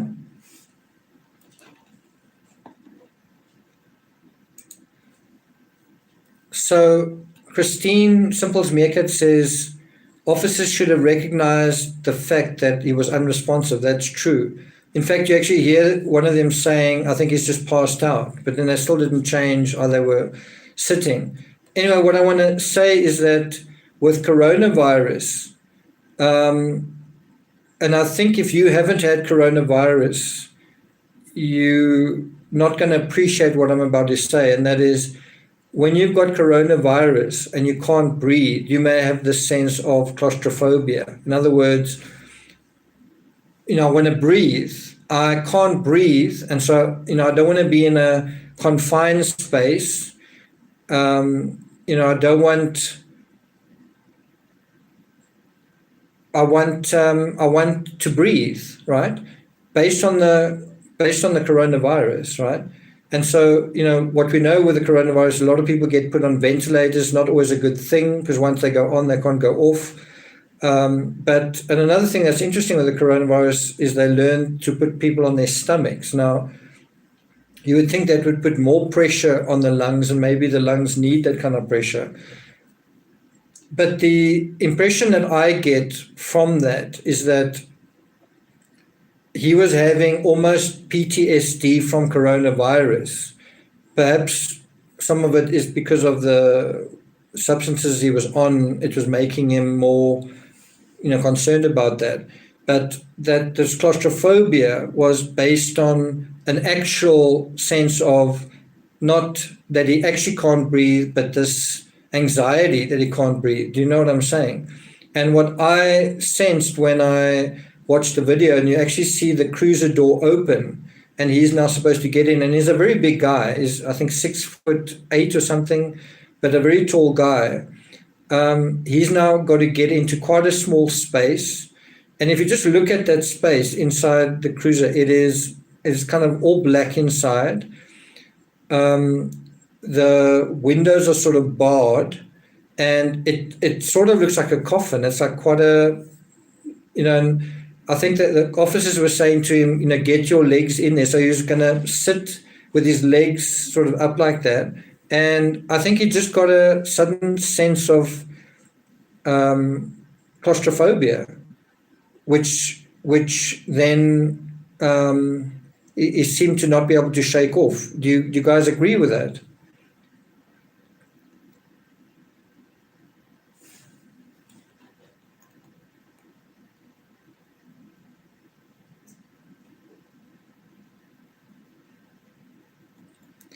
So I thought some of you would sort of see that as quite an insight or quite an epiphany, but none of you really seem to see that as really relevant. But I think that that's definitely a possibility. It could be just part of the bluster of it. But what if he was genuinely claustrophobic? He just had coronavirus, and coronavirus is all about difficulty breathing, and he almost had. Have you ever drank ordinary water, where you just drink and drink and drink, and you actually get a sense of almost drowning, or just struggling to breathe, and it's you in your own situation? It's that kind of. It's almost like a gag reflex, like when you brush your teeth. It's kind of psychosomatic. It's your own anxiety that is acting against you. That's the perception that I got with him, and I think the police misinterpreted it as someone who's resisting arrest, someone who's playing games with him, and because he's this big guy, there was sort of overkill where they were really trying to show him who was boss, right? And does that make sense to you guys? Just read some of your comments. George feared withdrawal in jail. That's quite an interesting comment. And Jay says, I can relate to the anxiety and surviving COVID. So I just get the sense that he had incredible anxiety based on just having coronavirus. And so getting into the back of that cruiser was like a symbolic thing. It was like, it symbolized something that made him feel claustrophobic. Whether it symbolized him going to jail, whether it symbolized the lack of freedom, just a sense of, that's just the sense that I got. Something else that I saw that I later changed my mind on. So from the public's perspective, it looked like he had actually relieved himself. You can actually see from the public's perspective, there's where one of the members of the public took video, you can actually see there's like a stream coming from close to where he was lying, and sort of the middle of his body. And I actually thought that was from him relieving himself. But when you got another angle from the police body cam, that liquid actually seemed to come from the cruiser. And so if that liquid had come from Floyd, I think you could have argued, well, the police had to have seen that and had to have known that something serious had happened to him. But then it turned out, as I say, that that liquid came from the cruiser. It looked like that anyway. Someone said, well, quite a lot of comments here. I can't really keep up with them.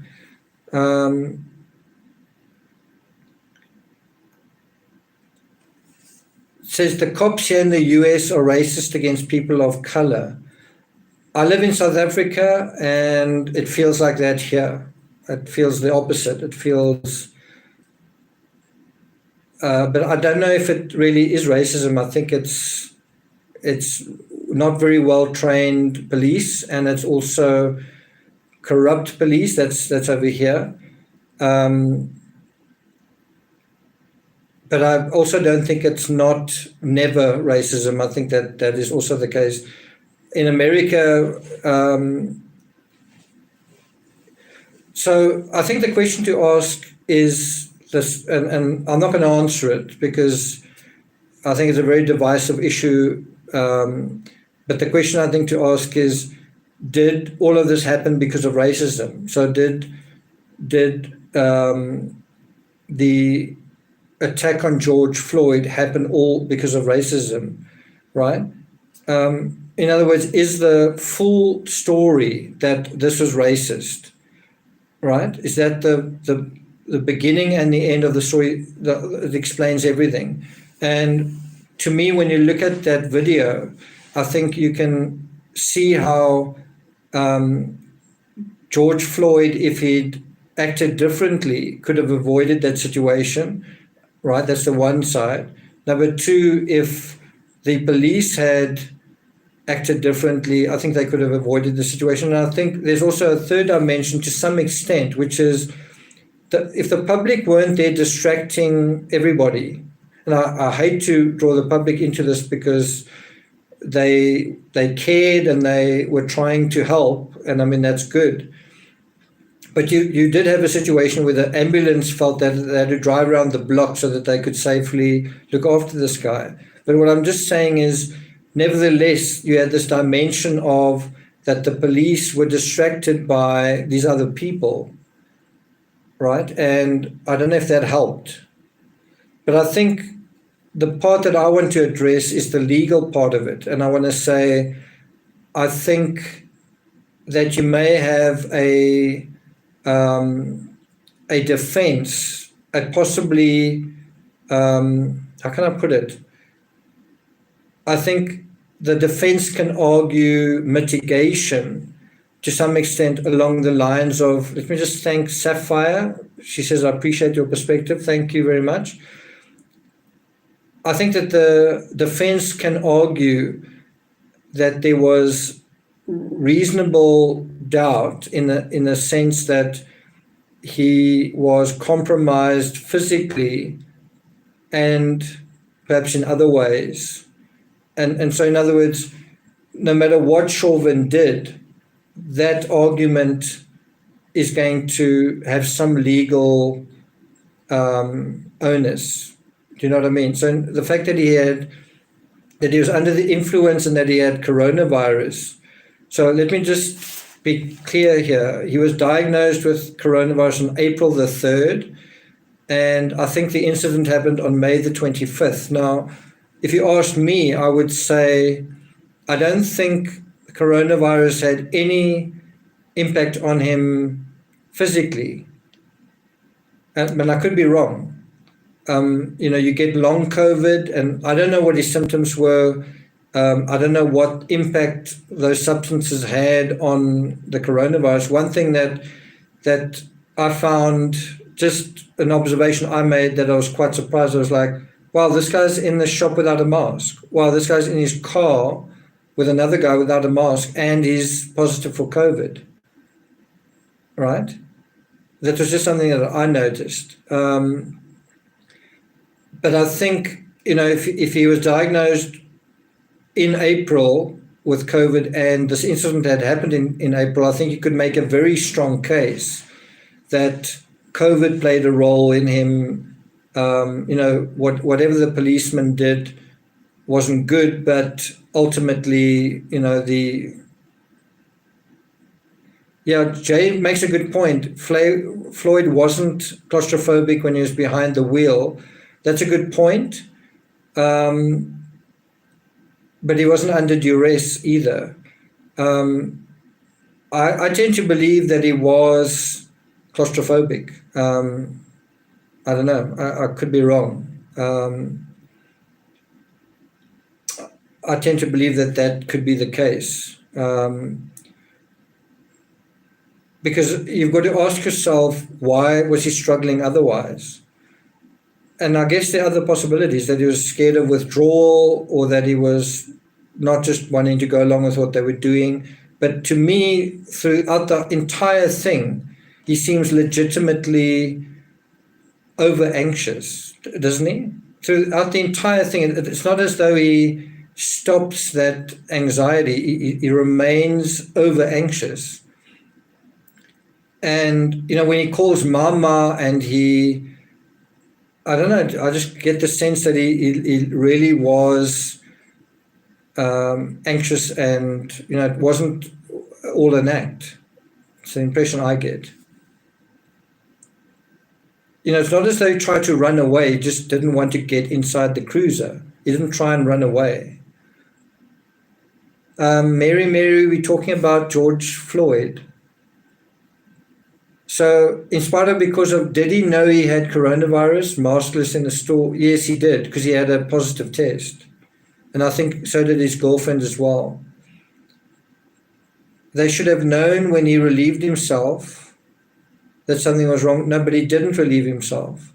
Like I said, I thought he did, but when you got a different camera angle, you actually saw that between where his body was and where this liquid was dripping, there was dry tar, and the liquid seemed to be dripping from the cruiser, which is about a foot inwards, right? But I do agree, if he did relieve himself, that would count against the officers.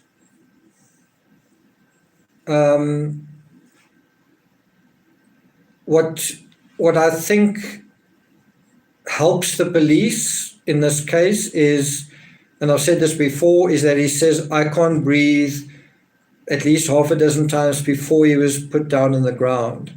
Now, I don't agree with him being put down on the ground, and I certainly don't agree with the knee going onto him.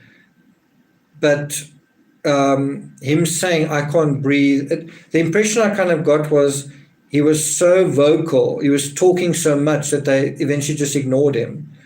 And so it didn't matter what he was saying, it didn't matter how kind of extreme it was, they just really ignored it, because it was just like a lot of talk. And I think part of it was the sense that because he's a big guy, what they need to do is just take control of him. And that's what they were kind of focused on. What's also interesting from the autopsy is that, and this is kind of got a bearing on the JonBenet Ramsey case, is, the JonBenet Ramsey case, you have the same kind of situation of, was she asphyxiated, or did she die of blunt force trauma, or like of brain hemorrhage? And yeah, you have a similar thing, and there's confusion there. And yeah, you have a similar thing, did he die of heart failure or of asphyxiation? Now, I would say asphyxiation, but I guess it's possible that he died of heart failure. Now, but how are you going to prove that? I think one of the ways to prove it is you would need to find, to die of asphyxia, you're one of the telltale signs are petechial hemorrhages in the eyes, even in the lungs. Were there petechial hemorrhages? Now, to be honest, I haven't read the autopsy report, so if any of you have, did you see anything about petechial hemorrhage?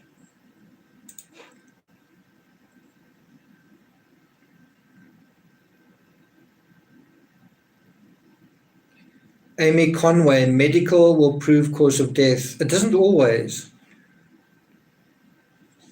Angel 5555, glad I'm not on that jury. I think it's a tough one. I think it's difficult to prove intent. Do you really think that think about it like this, do you think the police officer wanted to kill George Floyd? Do you think he was like, I want to kill George Floyd? I don't. Was he negligent? Yes. Should he have known better? Yes. Should he be punished? I think so. I think he should be punished. I think he will be punished. I also think the state is in a bit of a bind, because I think, even, let's say, just for the sake of argument, that he is tried fairly, this is just for the sake of argument, let's say he's tried fairly and a jury finds him innocent, that's gonna cause, don't you think that's gonna cause a huge Rodney King type scenario? So do you then have the law almost pander to the public in a case like that? I've got a sense that you're going to get a kind of a muddy verdict. It's going to be guilty but, and the sentence not as severe as what a lot of people were hoping for, something like that. And I've got a sense that no one's going to be happy. The people who want Chauvin to get off because he's innocent aren't going to be happy, and the people who want him to be guilty aren't going to be happy. It's going to be somewhere in between there.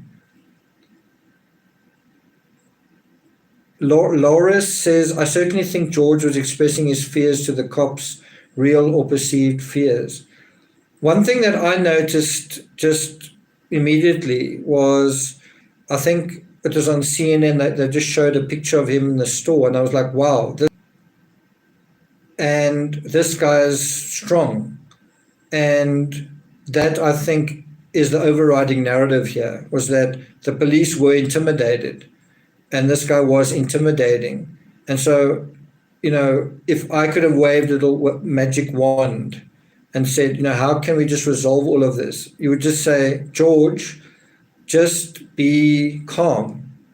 If you look right in the beginning, and this is the value of that body cam, if you look at right in the beginning when they tap on his window, he instantly kind of overreacts. He sort of shouts, man, no, please don't do this or whatever. If he was just calm, and like if they say to him, get out the car, just get out the car, and everything was just straightforward, then the police would have been reassured and there would be no need for this excessive force.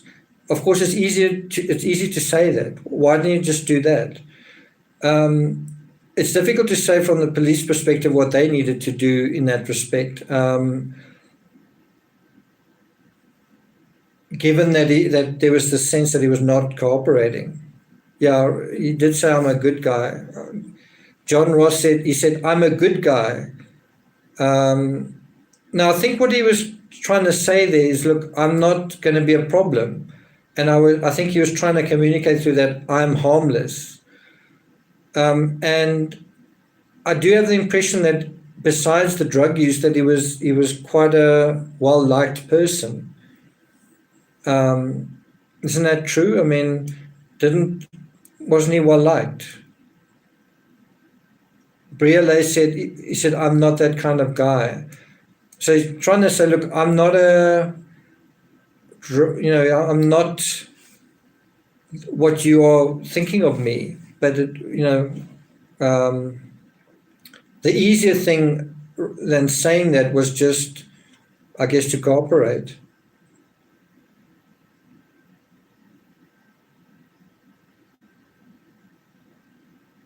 One thing that I found a bit strange is, why you've got three officers that seem to be on him. Why, didn't one of them think to say, hey, that's enough? Something else that I noticed that helps the police case is that I think you hear a guy saying in the background, can't quite remember what he said, but he was basically saying, he's not moving, and then check his pulse. And after that, one of the officers actually did check his pulse. And I can't quite hear what the guy says. I can't quite hear whether he says, I can't feel anything or what, but it didn't really change anything. I got the feeling that he did check his pulse, but I don't get the sense that he found a pulse. It was almost like, well, it's inconclusive. As soon as he was cuffed, he was supposed to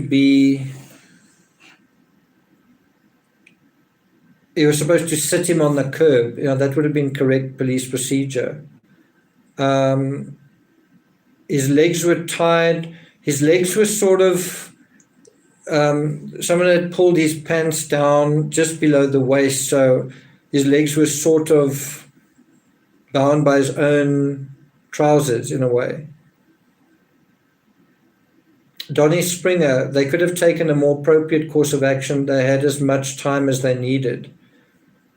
I think it's easy to say that they had as much time, but in a situation where the crowd is growing, and you also get a sense, as I say, there are three sides to every story. It's not just George Floyd and the police. There's also that other guy that was there that you kind of get a sense from the police body cam as they were dealing with George Floyd, the one guy seemed to run away. And I don't quite know what that was all about. Someone said he was disposing of evidence. What was that? Was the evidence counterfeit money, or was it drugs, or was it something else? But I heard something about that. They should not have sat on him. So I think the police were feeling, although I think a bit unreasonably, that they needed to subdue him and that he was restless or agitated and they were trying to subdue him. I don't really know whether they'd called for backup. There were quite a few officers there. I think they had called for backup, but I don't know if they were in a position as they were there where they'd called for backup and they now wanted other officers to assist and then put him in like a big van.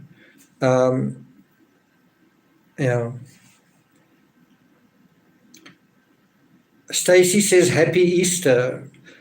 So we're about to move on from the subject, but I've got a question for you guys.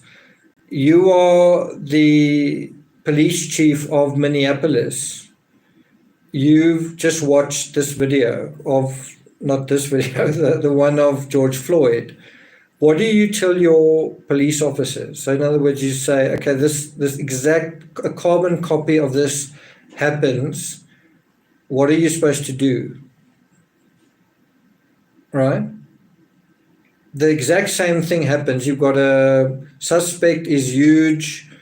You are supposed to restrain him and put him in a cruiser. He won't cooperate. What are you supposed to do? Right? Now, you're the police chief. What would you say? So Sandman says, stay off people's necks. I agree with that. Bear in mind, I don't think that was something that Chauvin had learned from the police. That wasn't part of his training as far as I'm aware. Someone says, oh, you almost made me cry now. Do things by the book, but what is that book? So I agree, don't sit on his neck, whatever, but let's assume that then that doesn't happen. So nobody sat on his neck, but this is the other part that I think is important to point out. Do you know that George Floyd asked to lie on the ground? So they tried to get him into the cruiser. As soon as they opened the door, he didn't want to get in. Then they sort of tried to force him in. Then one of the officers went around to the other side to open the door to sort of pull him in. Bear in mind, he's already handcuffed. And then somehow he seemed to wriggle from the one side of the cruiser to the other side, and the next thing was on the other side. And then he said something like, I'm going to lie down, or I want to lie down.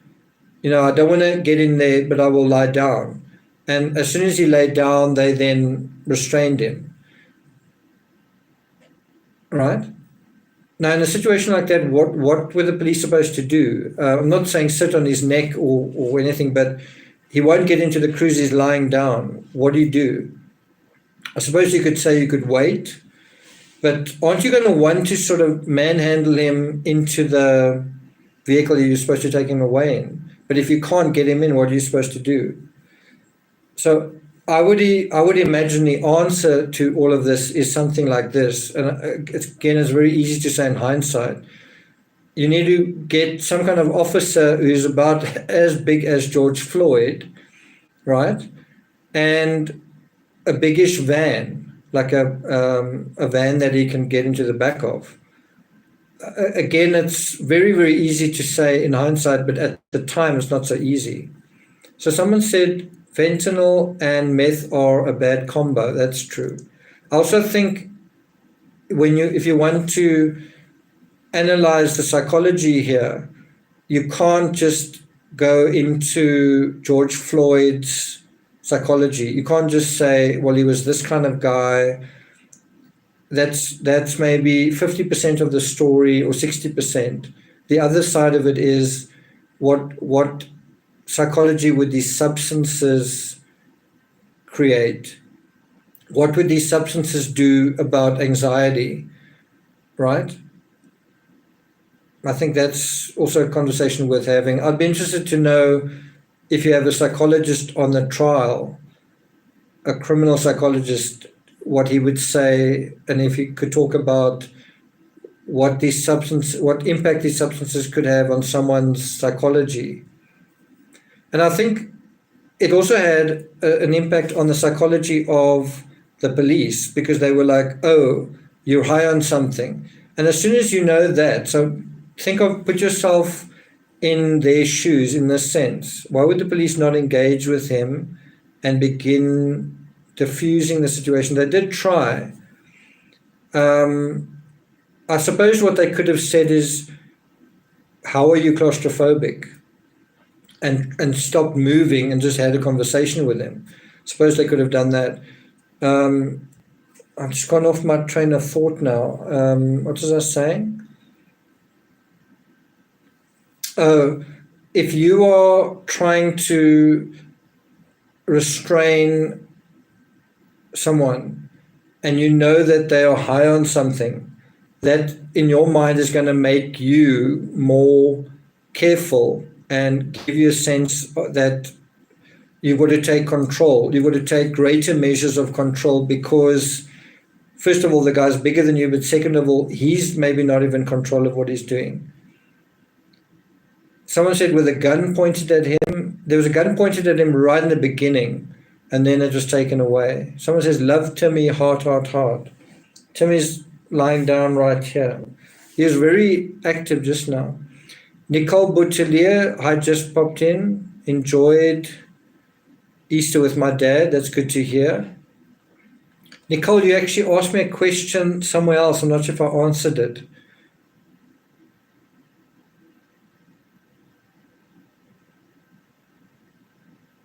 John Ross says, as soon as the cops took him out of the car, surely they knew exactly what they were going to do with George. I think they did know. They were supposed to put him in the cruiser, but they couldn't get him in.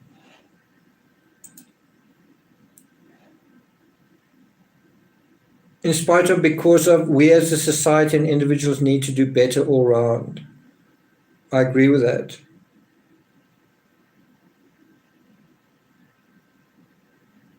Donnie Springer, I'm pro-police, but this wasn't handled appropriately at all. I agree with you there.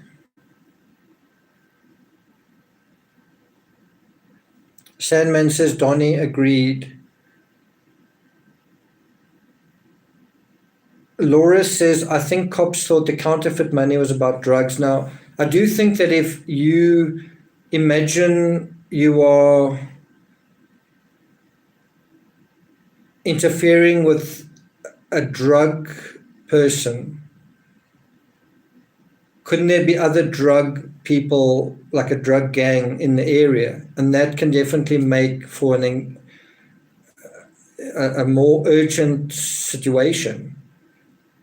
You know, if you're struggling to arrest someone and they're part of a gang, you might have this sense that, well, they are playing for time. If enough time comes by, their friends are going to come out and it's going to be a more even contest.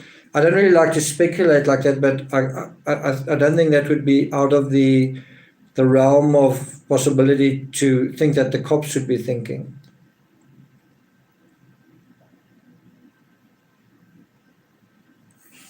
Okay, I think we're going to move on to JonBenet Ramsey. But let me just make a final point here, and I think this is what the George Floyd case is all going to come down to. Homicide is an intentional act. That's homicide. Is it possible that this was accidental, or is it somewhere in between? So let's just have a vote here. By the way, living life in Hawaii, there's something I wanted to say to you. I actually mentioned it, I think, in the other video. I went onto your channel 2 weeks ago. I was just sort of snooping around, and I went from your channel to someone doing videos about Kauai, and she's a real estate agent or something, and I just got so caught up in it. I just watched video after video after video, and the next thing I was like, I want to move to Kauai, and that was all from going to your channel to the next one. So I just thought I would share that with you.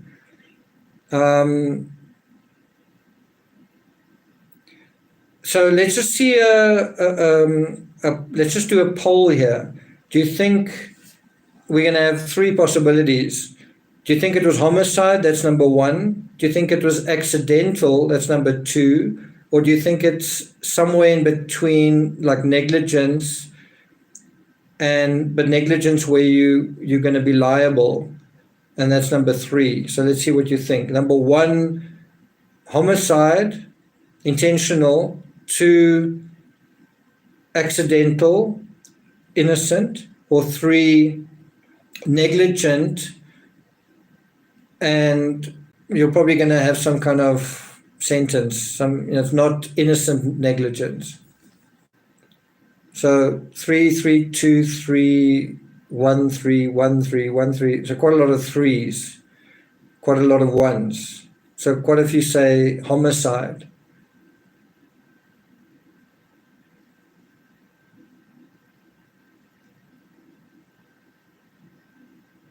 Some people say 2, negligent manslaughter, horrible negligence. I tend to go into the area of also number 3, negligent manslaughter. It does just seem crazy that this guy knelt on the guy's neck for as long as he did. Does seem crazy. And there's a part of me that wonders, was there a point where he knew that he had died and he just pretended that he didn't know? That's definitely a thought that has occurred to me. So I guess one's got to look at the evidence and listen to the trial and see what they come up with. But I know that we want to see things very clearly. It's either black or white, but I think often it can be gray, you know. Yeah, let's go. Was that a reference to Kauai? Okay, so I'm going to be talking a little bit about a possible trip to the Himalayas that some people in the True Crime Rocket Science community might be doing. John Ross says 1 or 2, or 1 and 2. Renee says, did you see the smirk on Chauvin's face? No. When are you talking about?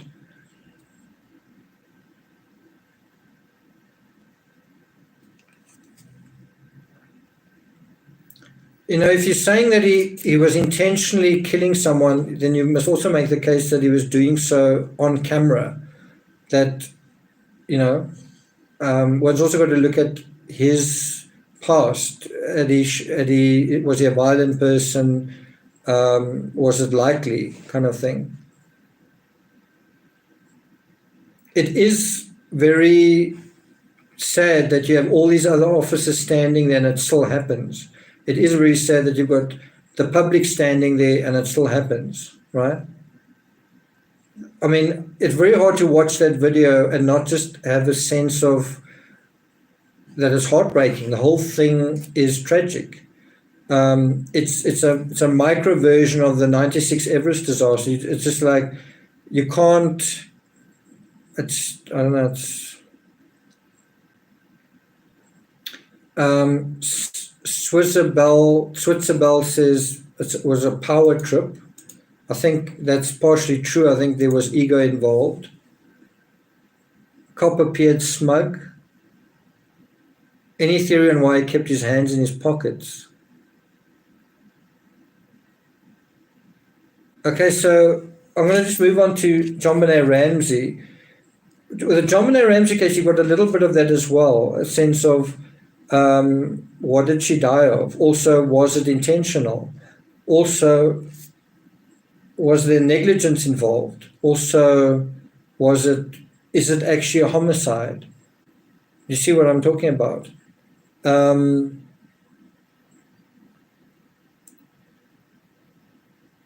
So, as I've said to you guys, I'm quite excited about wrapping up the Khan's Order. Episode 20 will be today. You know, where I am at 10 o'clock at night, it's going to be much later that I'm going to be doing it. Not much later, but maybe an hour or two from now. The last episode is, I don't know if you heard my tone of voice in the previous episode, just like being a little bit dramatic, but just, I think appropriately so, on just the craziness of what is going on. And so what's going to follow on from the Khan's Order is going to be I think it's around about 8 episodes dealing with the excellent Dateline documentary from 2016. I watched that. I'd seen it before, but I watched it and I was just like, wow, there's so much excellent stuff here. There's quite an extended interview with Tom Haney, who interviewed the Ramseys. There's a lot of input from Jane Harmer, who was almost like Steve Thomas. She was another detective investigating the case. She makes some very interesting statements that I think are surprising to a lot of people. And I've got to say, a little bit upsetting to me. I didn't agree with them all, but it's interesting what she was saying from the Boulder police perspective. She goes on to the documentary to kind of defend the Boulder police's reputation based on all the criticisms they've received. And then there's also quite a lot of interesting insight in terms of the Ramseys via Pam Archuleta, not to be confused with the 911 call center lady. I think it's Pam Archuleta. She was the pilot's wife and a friend of Patsy's. And you get a really good insight into Patsy through Pam Archuleta. So I'm going to be doing this Dateline documentary. I don't think I'm going to be doing the same thing of like a teaser on YouTube and then watch the rest on Patreon. I think I'm going to just do it all on Patreon. So that's going to be starting later this month. And I think that's going to be pretty good. That's going to be pretty interesting. What else are you guys saying? Boulder is secretive. What is the name of the Dateline? Well, you've got me now. I think it's something like Killing JonBenet. I don't know. I think you just Google it. You'll find it. It's the Dateline that came out on the 20th anniversary. It came out in, I think, September 2016. It's a really, really good, it's a really good one. Wakey, wakey, eggs and bakey.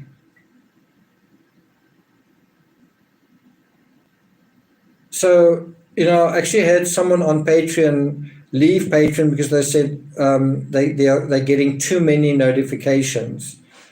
So I don't know. I think in a way I've deserved this holiday.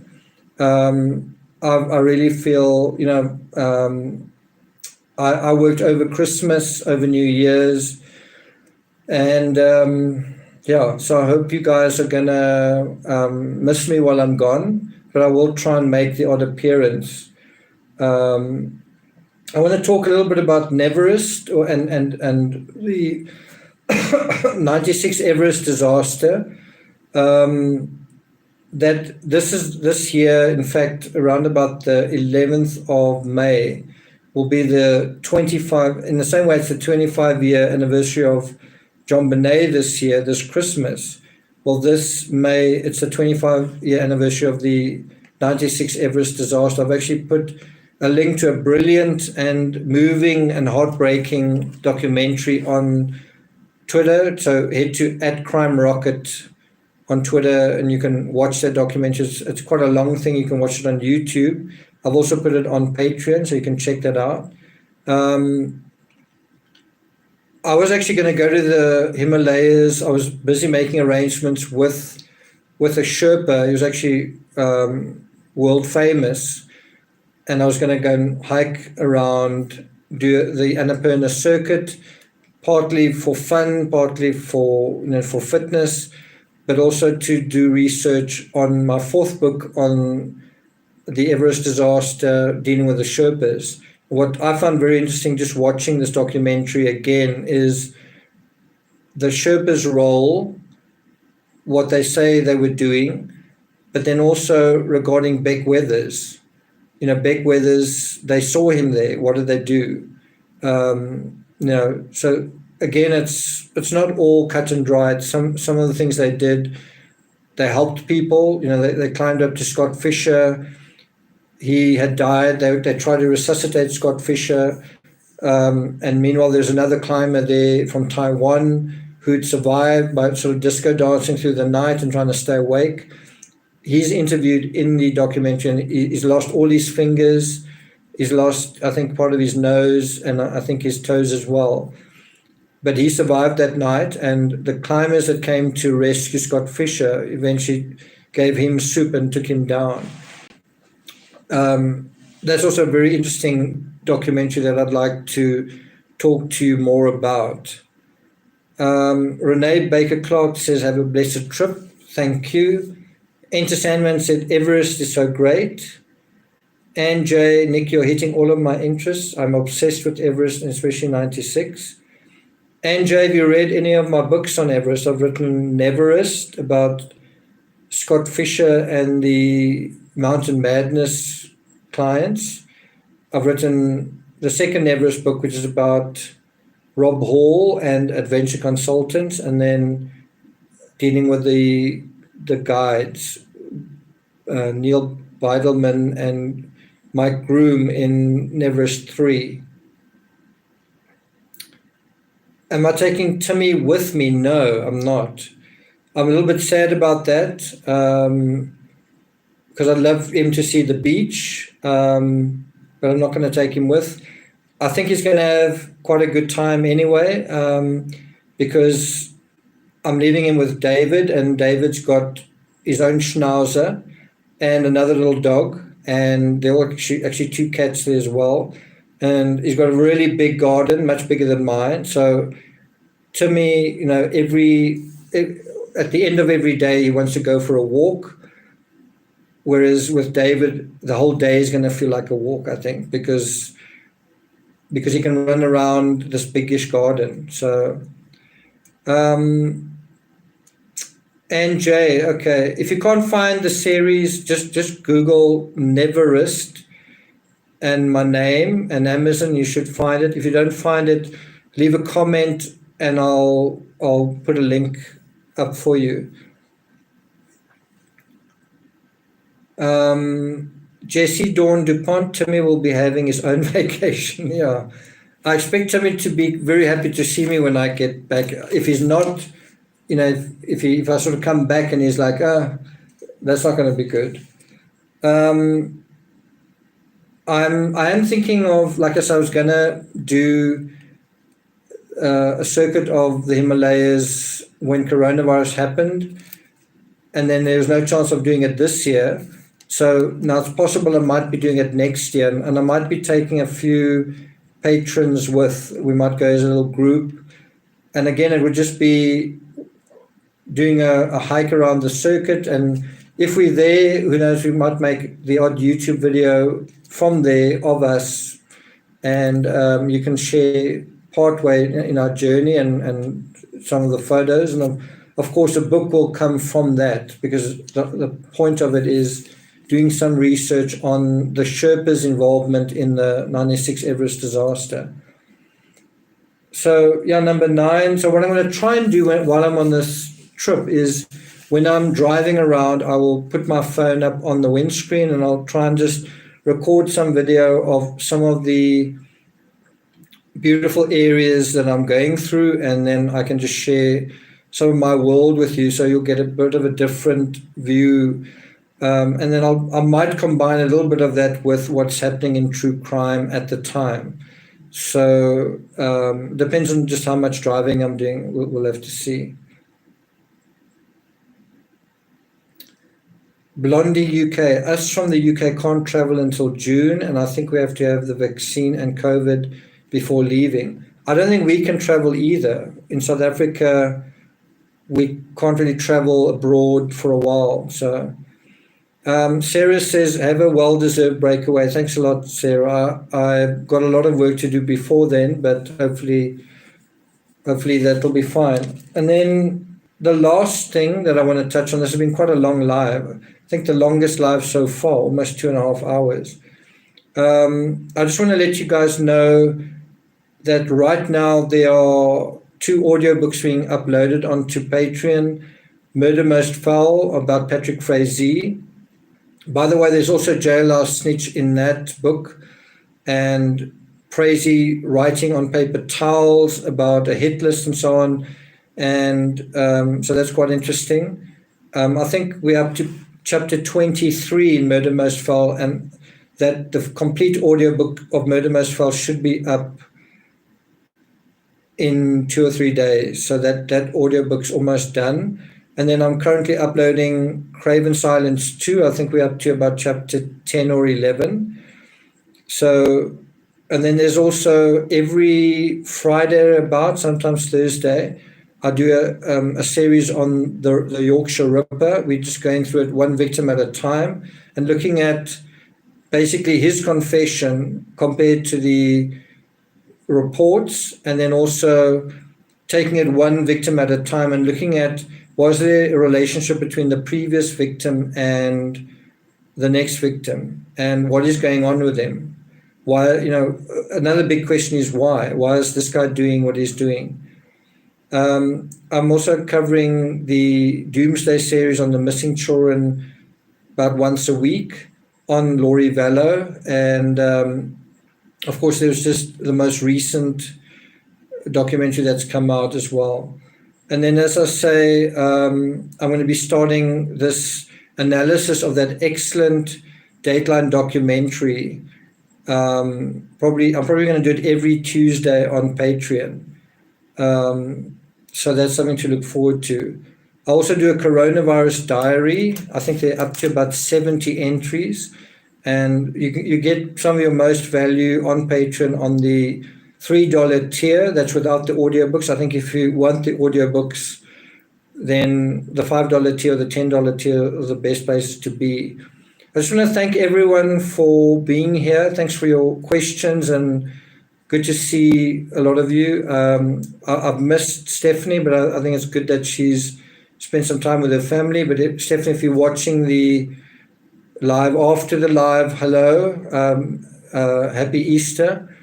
Stephanie's just been a great asset to this channel, just giving information, giving input, and just being very very hands-on and very conscientious about the community. So I think we've all missed her a little bit. Anything else, guys? I'm on 2 hours 25. Maybe we should do 5 more minutes. Timmy, come. Timmy's like out for the count. I'd like him to sort of wag his paw and say goodbye, but he's sort of like almost completely unconscious. NJ, thank you for your time. I found Everest on Amazon, excited for it on Kindle. It's much better to read it on Kindle, although I'll probably try and bring it out on paperback at some point. I think Neverest for a while was my most popular book of all. And then I think that got taken over by Deceit on Amanda Knox, and now it's The Man Underneath Christopher Watts, Two-Faced, The Man Underneath Christopher Watts. That's now the most reviewed book of all the books I've written. Stacey, thank you very much for being here and for doing your thing. I've noticed you interacting with people. Thank you very much. Olivia asked, what's happened to Ivy? Well, Ivy's had an operation. Annie, thank you very much. It's a nice little animation there. Ivy's had an operation. Her owner is sort of celebrating Easter somewhere. Billy No Mate says, Nick, check out George Floyd arrest back in 2018, very telling. What happened there? Was there also a kind of altercation? Stacey, everyone's saying you're a great mod. Sue Cooper says you're a great mod. Suvi says you're a great mod. Bettina says, I need a Sherpa in my life, someone to carry your groceries, someone to carry the load, right?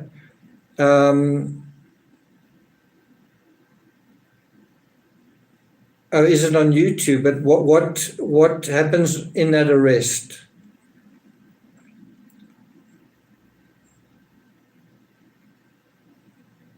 Caroline, there has to be Margaret. What does that mean? Robert, love your vids, mate. Thanks for all your work. Robert, it's good that there's some guys here. Sometimes I feel like where are all the men? But they're good to see that there are some people. Are you from Australia? Lisa Arnold. So what I'm going to do from now is I'm going to be probably making the video on the Khan's Order 20. And then I'll be doing the one on John Fernie. And then I've got to upload the audiobook. So I've got quite a lot to still do. Jen Winkler, hi from Australia. Where are you in Australia, Jen? Nicole Botelia, the girls all love you. Yeah. Very similar behavior. That's interesting. So, Billy, what do you think? Do you think it is a case of acting, like a performance? Because I think that if that's true, then it puts a different kind of dimension on it, that you can't trust the guy and you've got to be very careful, right?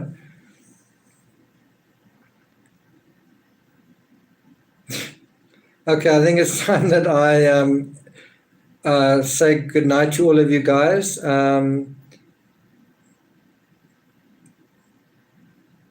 George Floyd trial is live all week long right now.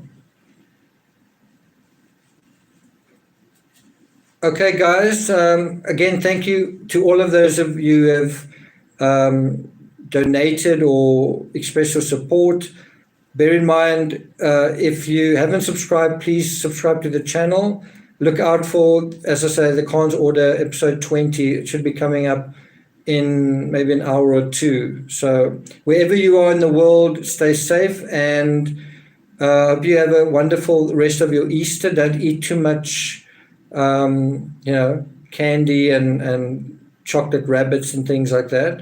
But wherever you are, enjoy it. It's quite interesting how it's different in South Africa to where you are. In South Africa, Easter means the beginning of winter, and we have Christmas in summer, and we associate Christmas with barbecues and and the beach, whereas you guys often have white Christmases and cold Christmases, and your Easters are the beginning of spring. It's just interesting how our worlds can be quite different. We're in the same world, but it can still be quite different. So happy Easter, everyone. And the next time you see me, hopefully there'll be like a lot of blue here. Hopefully we'll have a bit of a even more peaceful background and background noise. So see you guys then. Okay, ciao guys.